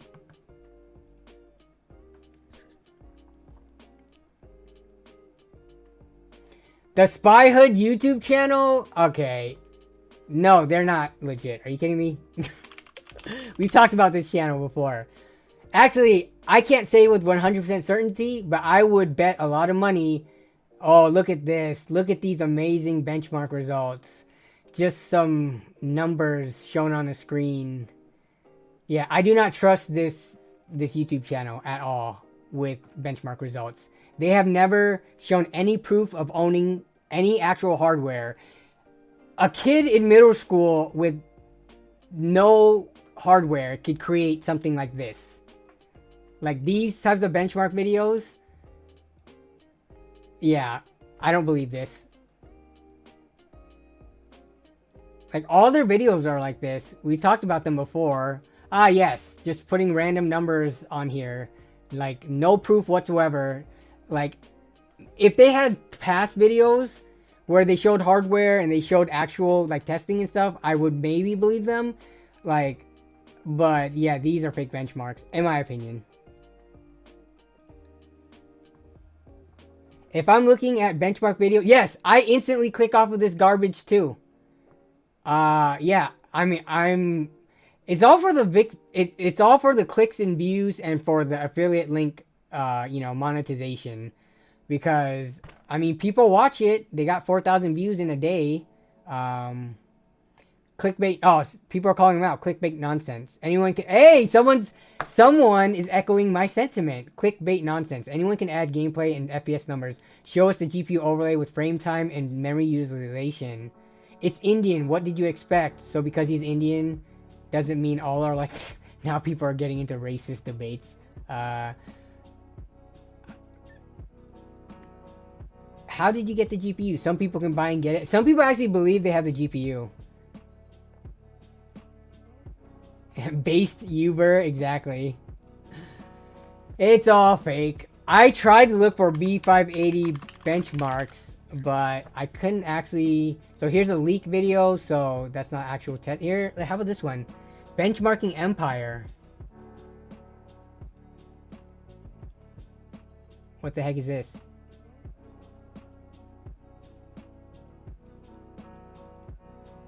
Okay, another fake channel, Benchmarking Empire. I don't think I've seen this one yet.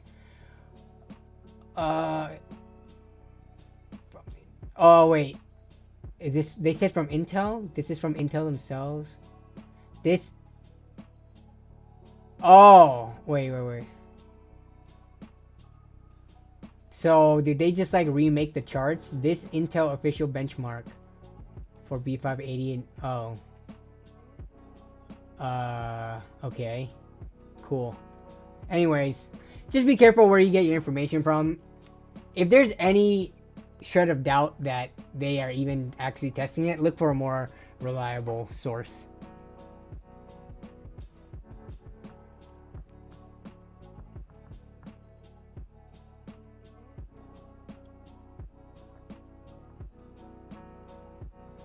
This has to be an AI channel. I bet it's fake bots making those videos. I mean, maybe. I don't know. I feel like AI, everyone says AI everything, but there's still a very limited amount of stuff that you can do with AI that still needs like human intervention and input. I don't know. These videos, I don't think you need AI to make them, especially something like this. You can make this without AI pretty easily. I don't know if AI would actually make the chart this clean. AI is like, anytime I see AI with like text and stuff like that, it's very limited. If it isn't an overlay showing actual FPS, is useless, except from channels that you can trust, right? Like Gamers Nexus doesn't show with overlays. Hardware Unbox doesn't show with overlays. I don't think Linus doesn't show with overlays. Tons of channels don't show with overlays, but you can trust them, right? Because you know that they very likely have the hardware and they actually tested it because they are a reputable channel. I just like showing overlays because I love looking at those things personally. So in my videos, I like showing it. But I think not many of like my fellow colleagues do that. Most people just show charts, which is fine. You know, because once you're reputable, you have that trust. But until then, I don't trust these other smaller channels with these seemingly fake numbers. You can fake overlay information easily too. Yeah, you can, to a degree. I mean, you can put whatever graphics card is in there, but the clock speeds still have to match. Like memory clocks, VRAM amounts, core clocks. Things like that, right? You can only fake it so much. You can't. You probably won't be able to fake like RTX 5090 benchmarks because even putting a 4090 up to it overclock, you're not going to reach the same clock speeds and things like that, right?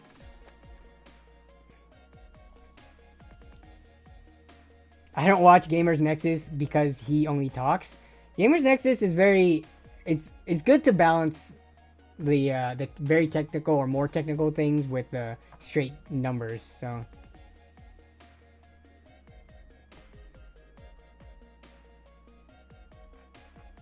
But can we really trust Linus? I'm joking. Yeah, I don't know, man. So I saw in a recent video, did y'all know this? Linus had a power supply thing. Let me see. Linus Tech Tips power supply. They have this own power supply because they have their power supply testing lab. But in their latest video, they talked about. Let me see if I can bring it up. I'm actually excited for this because. Here we go. Actually related, and I'm pretty sure I'm older than him, but hanging out with CPU on the Where's the motherboard, power supply? From who? From what? applies freaking shot to the lab. We can't shoot the whole video like this. Tall.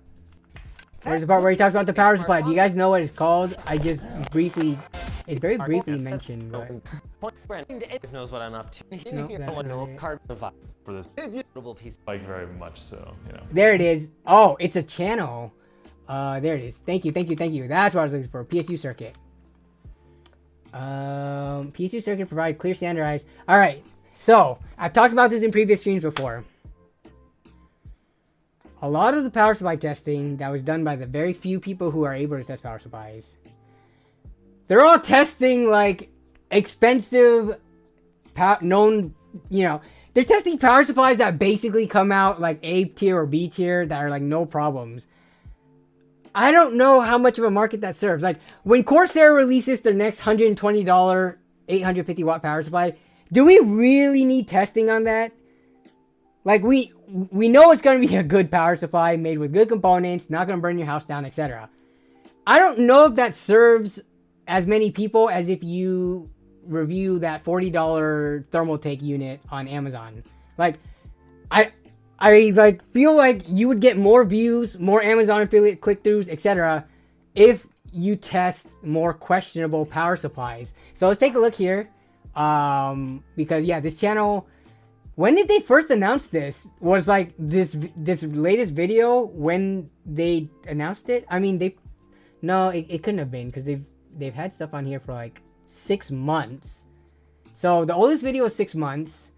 I'm surprised that they don't have more subscribers just based on even showing it for a split second in this video, wherever that was.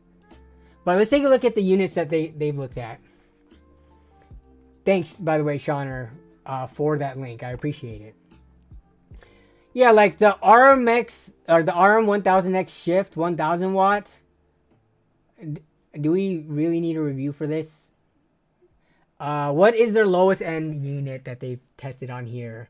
Yeah, I mean, I kind of get that they're sticking to the major brands and the the good performing units of the popular brands, but come on, let's get some of the thermal. Here's a Thermaltake Tough Power. So this one's a little bit more on the budget side of things. But like, is this the cheapest one? Is this the cheapest power supply that they've looked at? And I'm glad to see that they are releasing stuff. Let's see, at what rate? 6 months ago, 6 months, 6, 5, 5, 5, 5. About one video a week, it looks like. 4, 4, 3, 3, 3, 3, 2, 2, 2. Yeah, so they're releasing one power supply review video roughly every week, it seems.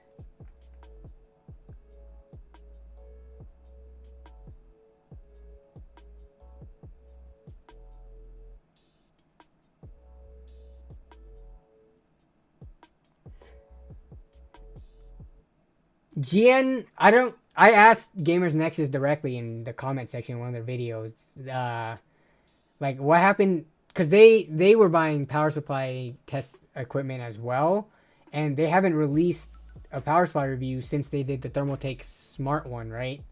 Or did they do one afterwards? But yeah, I forgot what his response was, but it was something along the lines of the testing equipment is very expensive, and when it doesn't work, it's not easy to get back running up. So I don't know what the main reason is now that they haven't put out more power supply reviews, but it's just, I'm pretty sure it's a very hard thing to do. They should only test gigabyte PSUs. Yeah. Exactly, right? Evotech, we need some testing of AliExpress budget bangers. We need testing of, let me see, 600 watt PSU. We need some more testing of, you know, some of these, some Apivia Spirits, some more of these AGV Ares game units, some, you know, EVGA 600 watt white label. What else we got here? Some, I want to see them test the Seagotep ones. But yeah, like, all these like sub $50 units. Can we please help the budget builders out, because it makes 0 sense spending $90 to $100 on like a power supply when your build's only costing $400 to $500. Exactly. I don't care about platinum rated units. I need to know if this $30 PSU is gonna burn. Exactly. That's what I'm getting at. Like, they're reviewing things where if they just didn't even review and said it's a good power supply, it would probably be fine. Like, get to these budget units, please. How do we get their attention? Do I make a YouTube short dedicated to this? Alright, I'm writing that down. I'm gonna make a YouTube short for it. I don't know when I'm gonna make it. Asking for power supply test of janky units. Okay. Yeah, exactly. It's because we need like a reference. But let me take a look at one of these videos. Hopefully, I don't get. This is the Hydro TI Pro 1000 watt, manufactured by FSP Group, with a current MSRP of $300 US. Wait up, you guys think that's an AI voice or a paid voice actor or someone of the LMG team who just happens to have that type of voice, like a radio voice? They do AI? Okay. It is AI. It is a fully modular ATX 3.0 10-year GP. Sponsoring this video, we've been using 1000 watt. Okay, I'm going to mute this. Okay.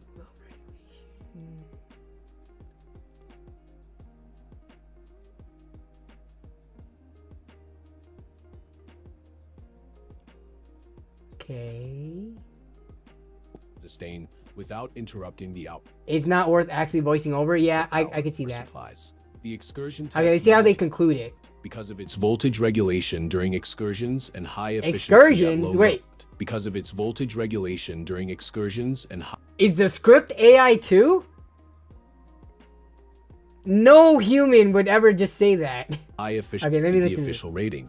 We recommend the Hydro TI Pro 1000 watt because of its voltage regulation during excursions and high efficiency at low loads. For full specifications and test results, follow the link to the product page on the LTT Labs website. Okay, let's go to the website. Because, yeah, I don't know. So watching that might be a little bit mind-numbing after a while. But where is the LTT Labs website? Link. Oh, here we go.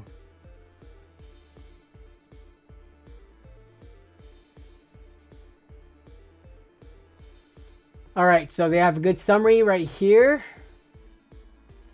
Some basic specs, what's included.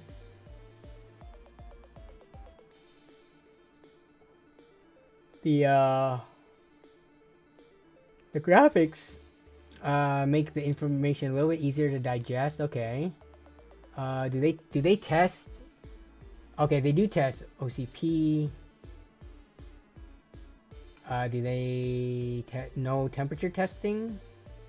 AKA what can burn your... Oh wait, no, right here. So it has listed, like, so it lists all the different protections that they have, but they don't actually test all of them. It looks like.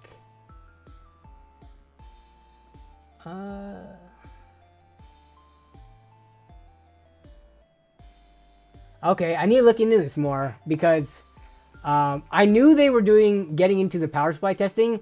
I did not know they had a backlog already though of 6 months worth of videos. So yeah, I mean, the thing is, there's only so many sources of information you can get for this kind of stuff online. So, you know, I bet people are gonna criticize them just because it's coming from LTT, so they always get criticism.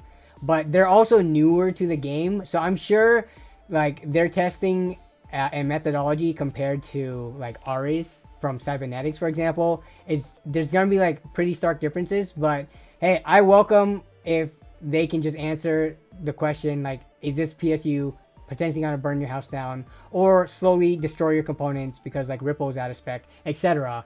I just welcome anyone, you know, making this information available in the space. So, yeah.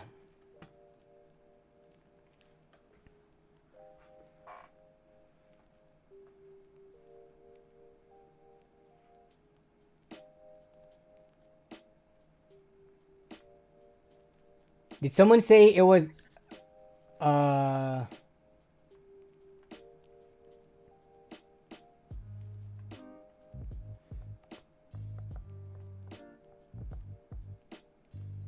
they said isn't also to some extent the video edited in AI? Okay.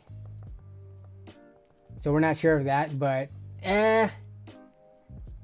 as long as the information is there, I'm good with it.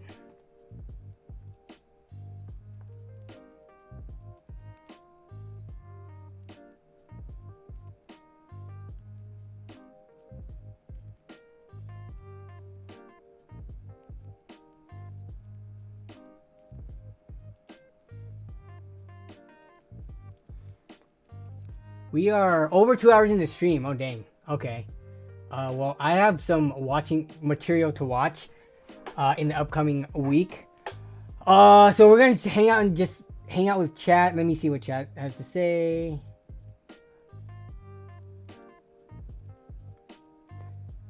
Okay, so excursion is a power supply. So it is a power supply specific term. Yeah, I'm seeing it now on here, actually. Okay, I was about to say, the way that I guess bundled with the AI voice, it definitely sounded like something that would be written up by an AI script. Excursion handling. Okay, I need to look more into this. But thanks for the heads up, HDZ. I prefer LTT when they are doing something stupid like how many USB devices you can use using an AC unit to cool a PC, that type of stuff. I mean, I don't mind them trying to go the more technical route. If anything, that helps, you know, deepen their knowledge of stuff so that they can apply it to other videos as well. So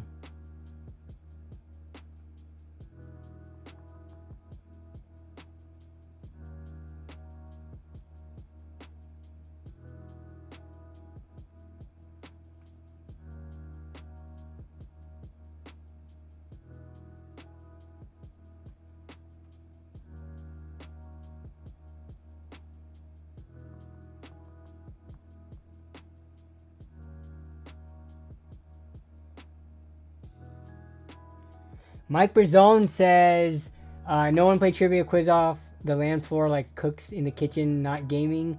Let's see, 3 minutes. Why do NVIDIA cards have 5 hand-me-down lives? Is that a thing? Do NVIDIA cards have 5 hand-me-down lives? I've not heard of that before. And I'm assuming you mean like, you know, once you buy a graphics card, how many times can it transfer, I guess on average, in the secondhand market before the card is either obsolete or dead, unless you mean it in some other way.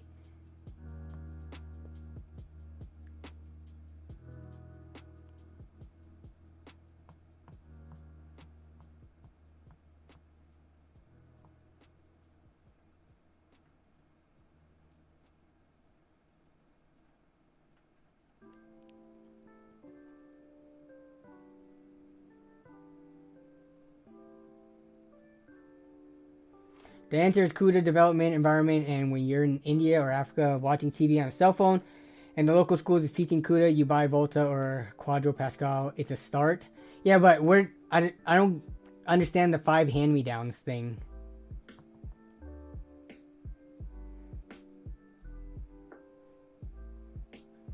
What's your take on NZXT? I would love to hear your thoughts. I gave my thoughts last week, but just in general, the Flex program was pretty bad, especially with all that legal language in the contract. I personally think, like, when I watched the CEO response, and there was another response, or no, it was an interview with Jay that happened after last week's stream. I thought the CEO seemed pretty genuine. I don't know, I don't understand, like, there was so much hate in Jay's videos and in the NZXT response video when the CEO was just speaking. People were like, oh, look at his posture. Look at the way he's like, you know, they're jump cutting the edit and stuff like that. He knows he did wrong. To me, I was like, dude, nobody even knows who this guy is. He's never on camera. He's probably like what the typical person acts like when they have a camera in front of their face and they have to make a video. You know, unless you're practiced and trained at it, you suck in front of a camera. So I didn't look into it like that. But the whole NZXT situation, I think their products are still fine. I think that the amount of hate that content creators have been getting, and just the outrage was a little bit overboard. Obviously, they need to. Did they take down the Flex program? But they need to rethink the whole thing, the NZXT Flex, if they're gonna do it. I think renting to own would be the better path forward. But other than that, like, I don't like lose sleep over it. I'm not thinking about it 24/7. I'm not trying to get into like an internet argument and debate like everybody else seems to be regarding the situation. Like, I'm not blacklisting NZXT from all sponsorships till the end of time on my channel, right?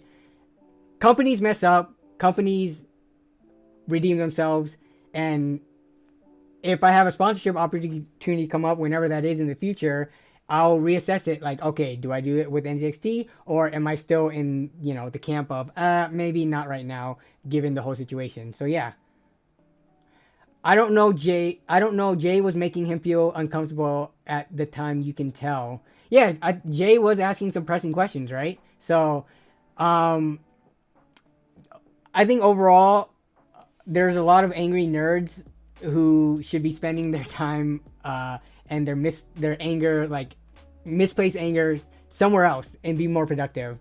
I'll just say that. Yeah, so Flex, a different company runs Flex, but it's like with NZXT products, and it's kind of like the way that partnership works out. So it's not NZXT directly, but because NZXT has their name slapped on it, they're kind of attached to it, whether they want that or not. So yeah.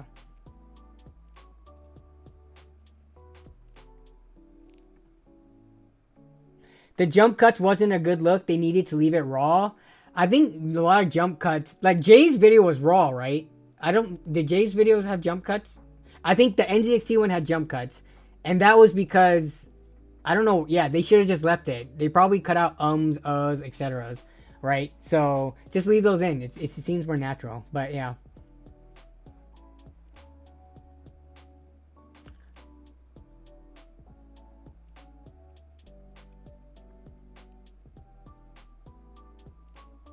They still have the whole program going. They changed the language on it.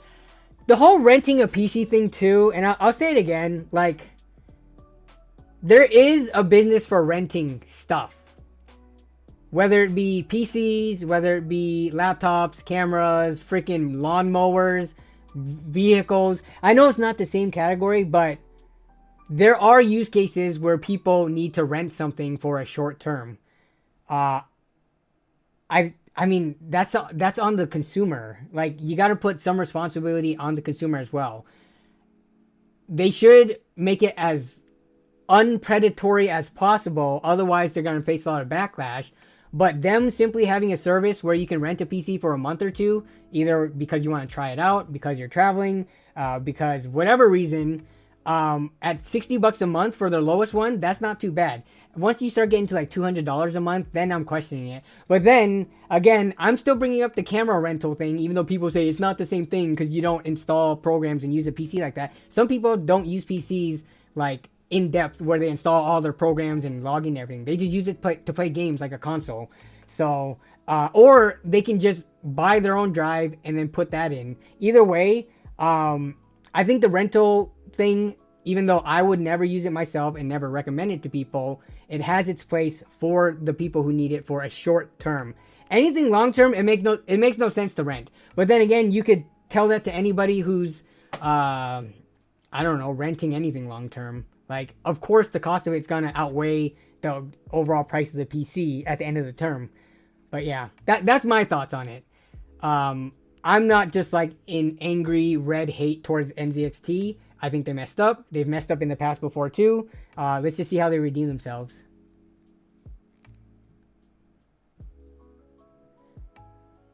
Do I service my own car? I do. Well, I mean, I change my own oil and fluids, and I change my whatever, the serpentine belt. I don't have a timing belt. I have a timing chain.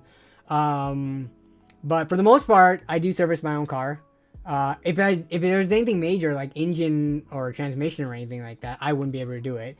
But for servicing and basic maintenance, I can watch a YouTube video for and do within like an evening, I'll do.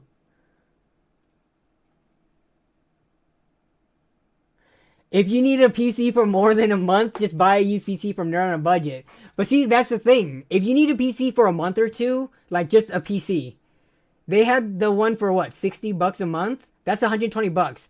You'd be hard pressed to get any kind of decent PC for $120. Even from me, I can't build a PC with the same specs for $120. Because I think they're renting out like a $700-ish PC at $60 a month.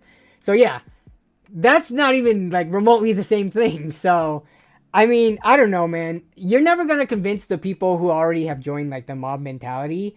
But I think that by the end of it, they're going to come out with a thing that's good enough, and people are definitely going to forget about it and move on to the next controversy, because that's just what people are like nowadays. They will latch on to whatever the freaking drama of the week is until the next thing comes along. Then they'll forget that. Like, who cares about that drama, and latch on to the next thing. So yeah. The cancellation fee is the real issue though. So even if you get a $60 one a month and you keep it for 2 months, or you get, what is the cancellation fee? I don't remember what it was. So you get it for 2 months. If it's for work and you only need... So is it a minimum 2-month thing with a $60 cancellation fee? So I haven't looked into it, but yeah, if so, they need to change that to have like no minimum and no penalties. Yeah, but the issue is, Shauner, you have to know to look for used decent deals. You have to trust it. You have to be okay with potentially no warranty, and you have to know how to build it and set it up, which a lot of people just aren't going to be able to do on their first PC. And I think that's totally understandable. I have helped so many people build their own first PCs, and I have gone through the troubles and heartaches of being on tech support over phone, trying to help someone build a system for their first time. Like, I understand why people don't want to do it, because when it goes fine, it's perfect. But once you start running into issues, it's a headache. So the fee is $120. So it's either pay $120 for 2 months. Oh, I got it. Or pay $60 for the first month and $100. So the bare minimum is 2 months. Okay. Even then, $120, even for a month. I mean, it depends, right? If you're poor, don't do this. Like, actually, if you're poor, how long would you be renting for anyways? Why would you only be renting for a month? I feel like renting a PC is kind of a privileged thing, but yeah, I don't know.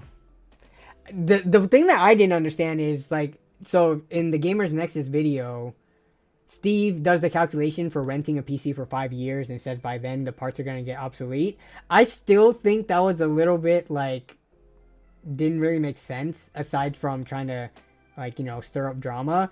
Who in their right mind is going to rent a PC and not use that upgrade feature or whatever for 5 years? Of course, renting a PC for 5 years is going to be stupidly expensive. But that's just... like, renting anything is expensive versus buying it. I'm trying to think of, aside from renting movies or Redbox, which is like on the order of dollars, a couple of dollars, I'm trying to think of anything else that I've had to rent before that just kind of sucks. It's mostly like tools and stuff. Shauner says GN is always a bit overdramatic with their call out videos. I can see that, yeah.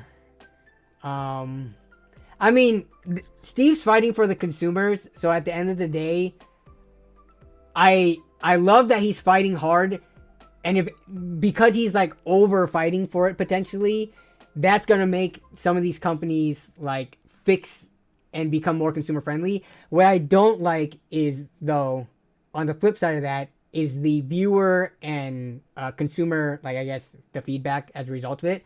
Kind of like the example I showed of everyone flooding Zach's newest video and just leaving kind of like hate comments and calling him a scammer and stuff like that, right? Like, call out the companies, but then I don't know how he could do it in a way where viewers don't just go like batshit crazy.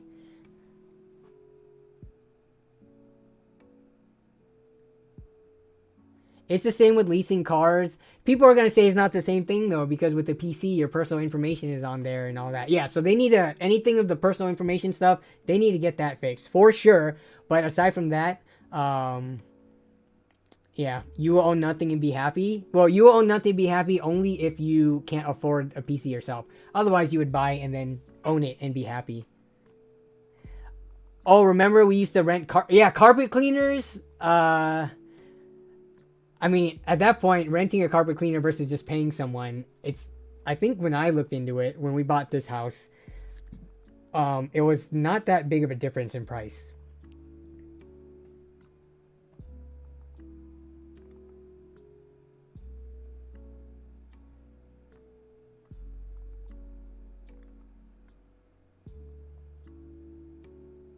People still hate on Newegg years later. It's at least in this community, I have not seen that much hate for like Newegg, and like I bring up Newegg listings and stuff all the time. Yeah, definitely we don't have that kind of hate here, so that's good. Rent a U-Haul, rent a storage unit. Law, cars now sell your personal information too. Any information selling, definitely not a good look. But how hard is it just to not do that? So I'm glad things like that were called out. Hopefully they're fixed.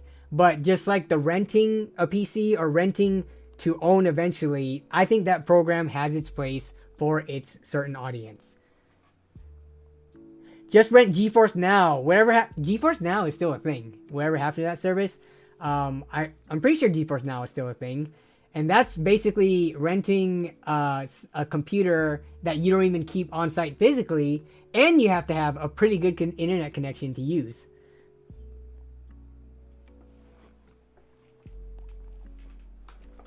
And GeForce later when your ping is bad. Yeah.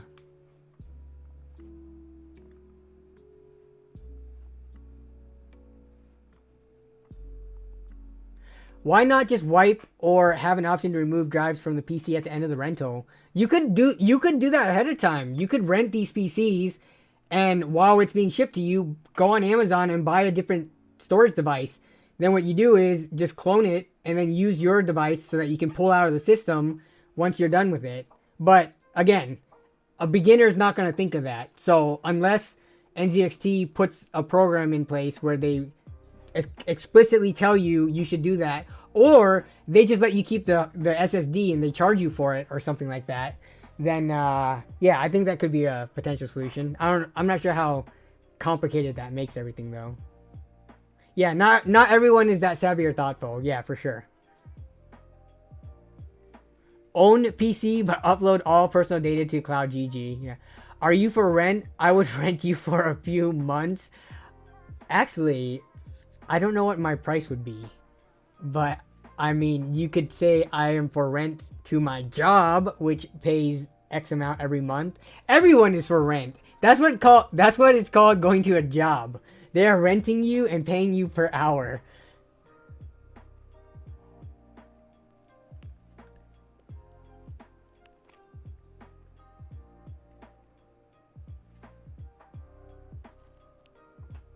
Job is slavery. I You could look at it that way.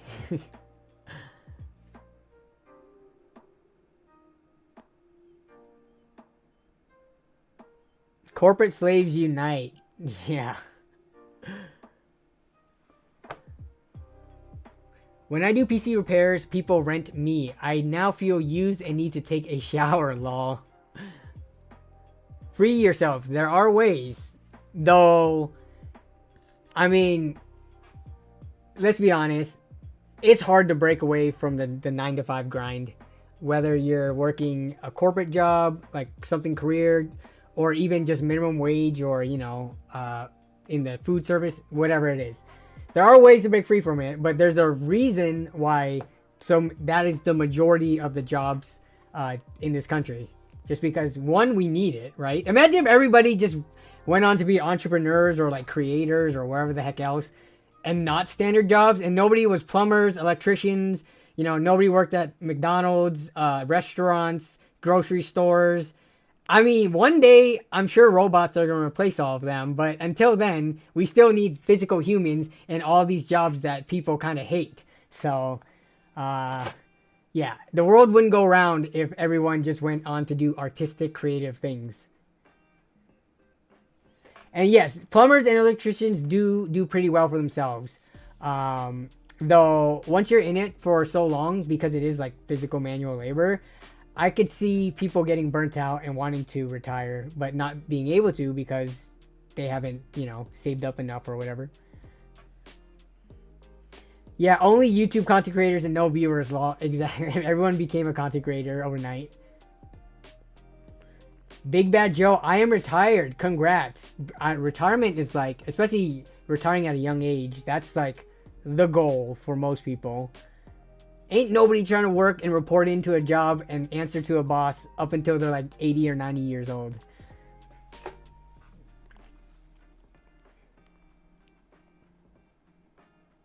Yeah, this is true. You're either a slave to another person's business or your own business. Or you are just lucky and rich. But unless you're that, then yeah, you're a slave to something. Most people have to work.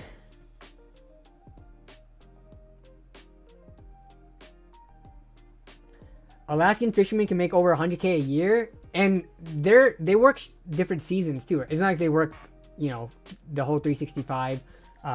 They have stints from when they go out, right? But that's dangerous work, so there's a reason why it pays that much. Yeah, the dangerous jobs do be paying.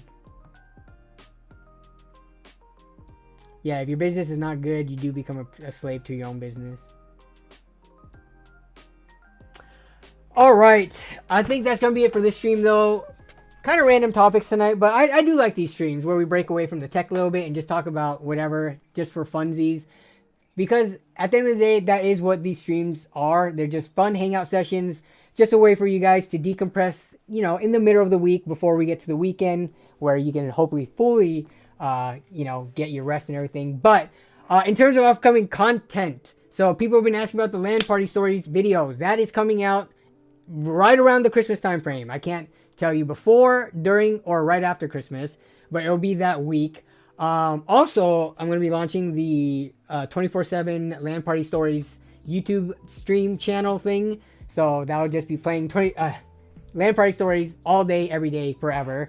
And then upcoming weekend, we have this video, which is going to be 10-year-old PC, kind of like a revisit type thing. So yeah, I hope you guys have a great rest of your week and have a great weekend coming up. Thanks for joining as always, and I will see you all in the comments of the upcoming video or any other shorts I release or the stream next week. Bye bye. Take it easy, everyone.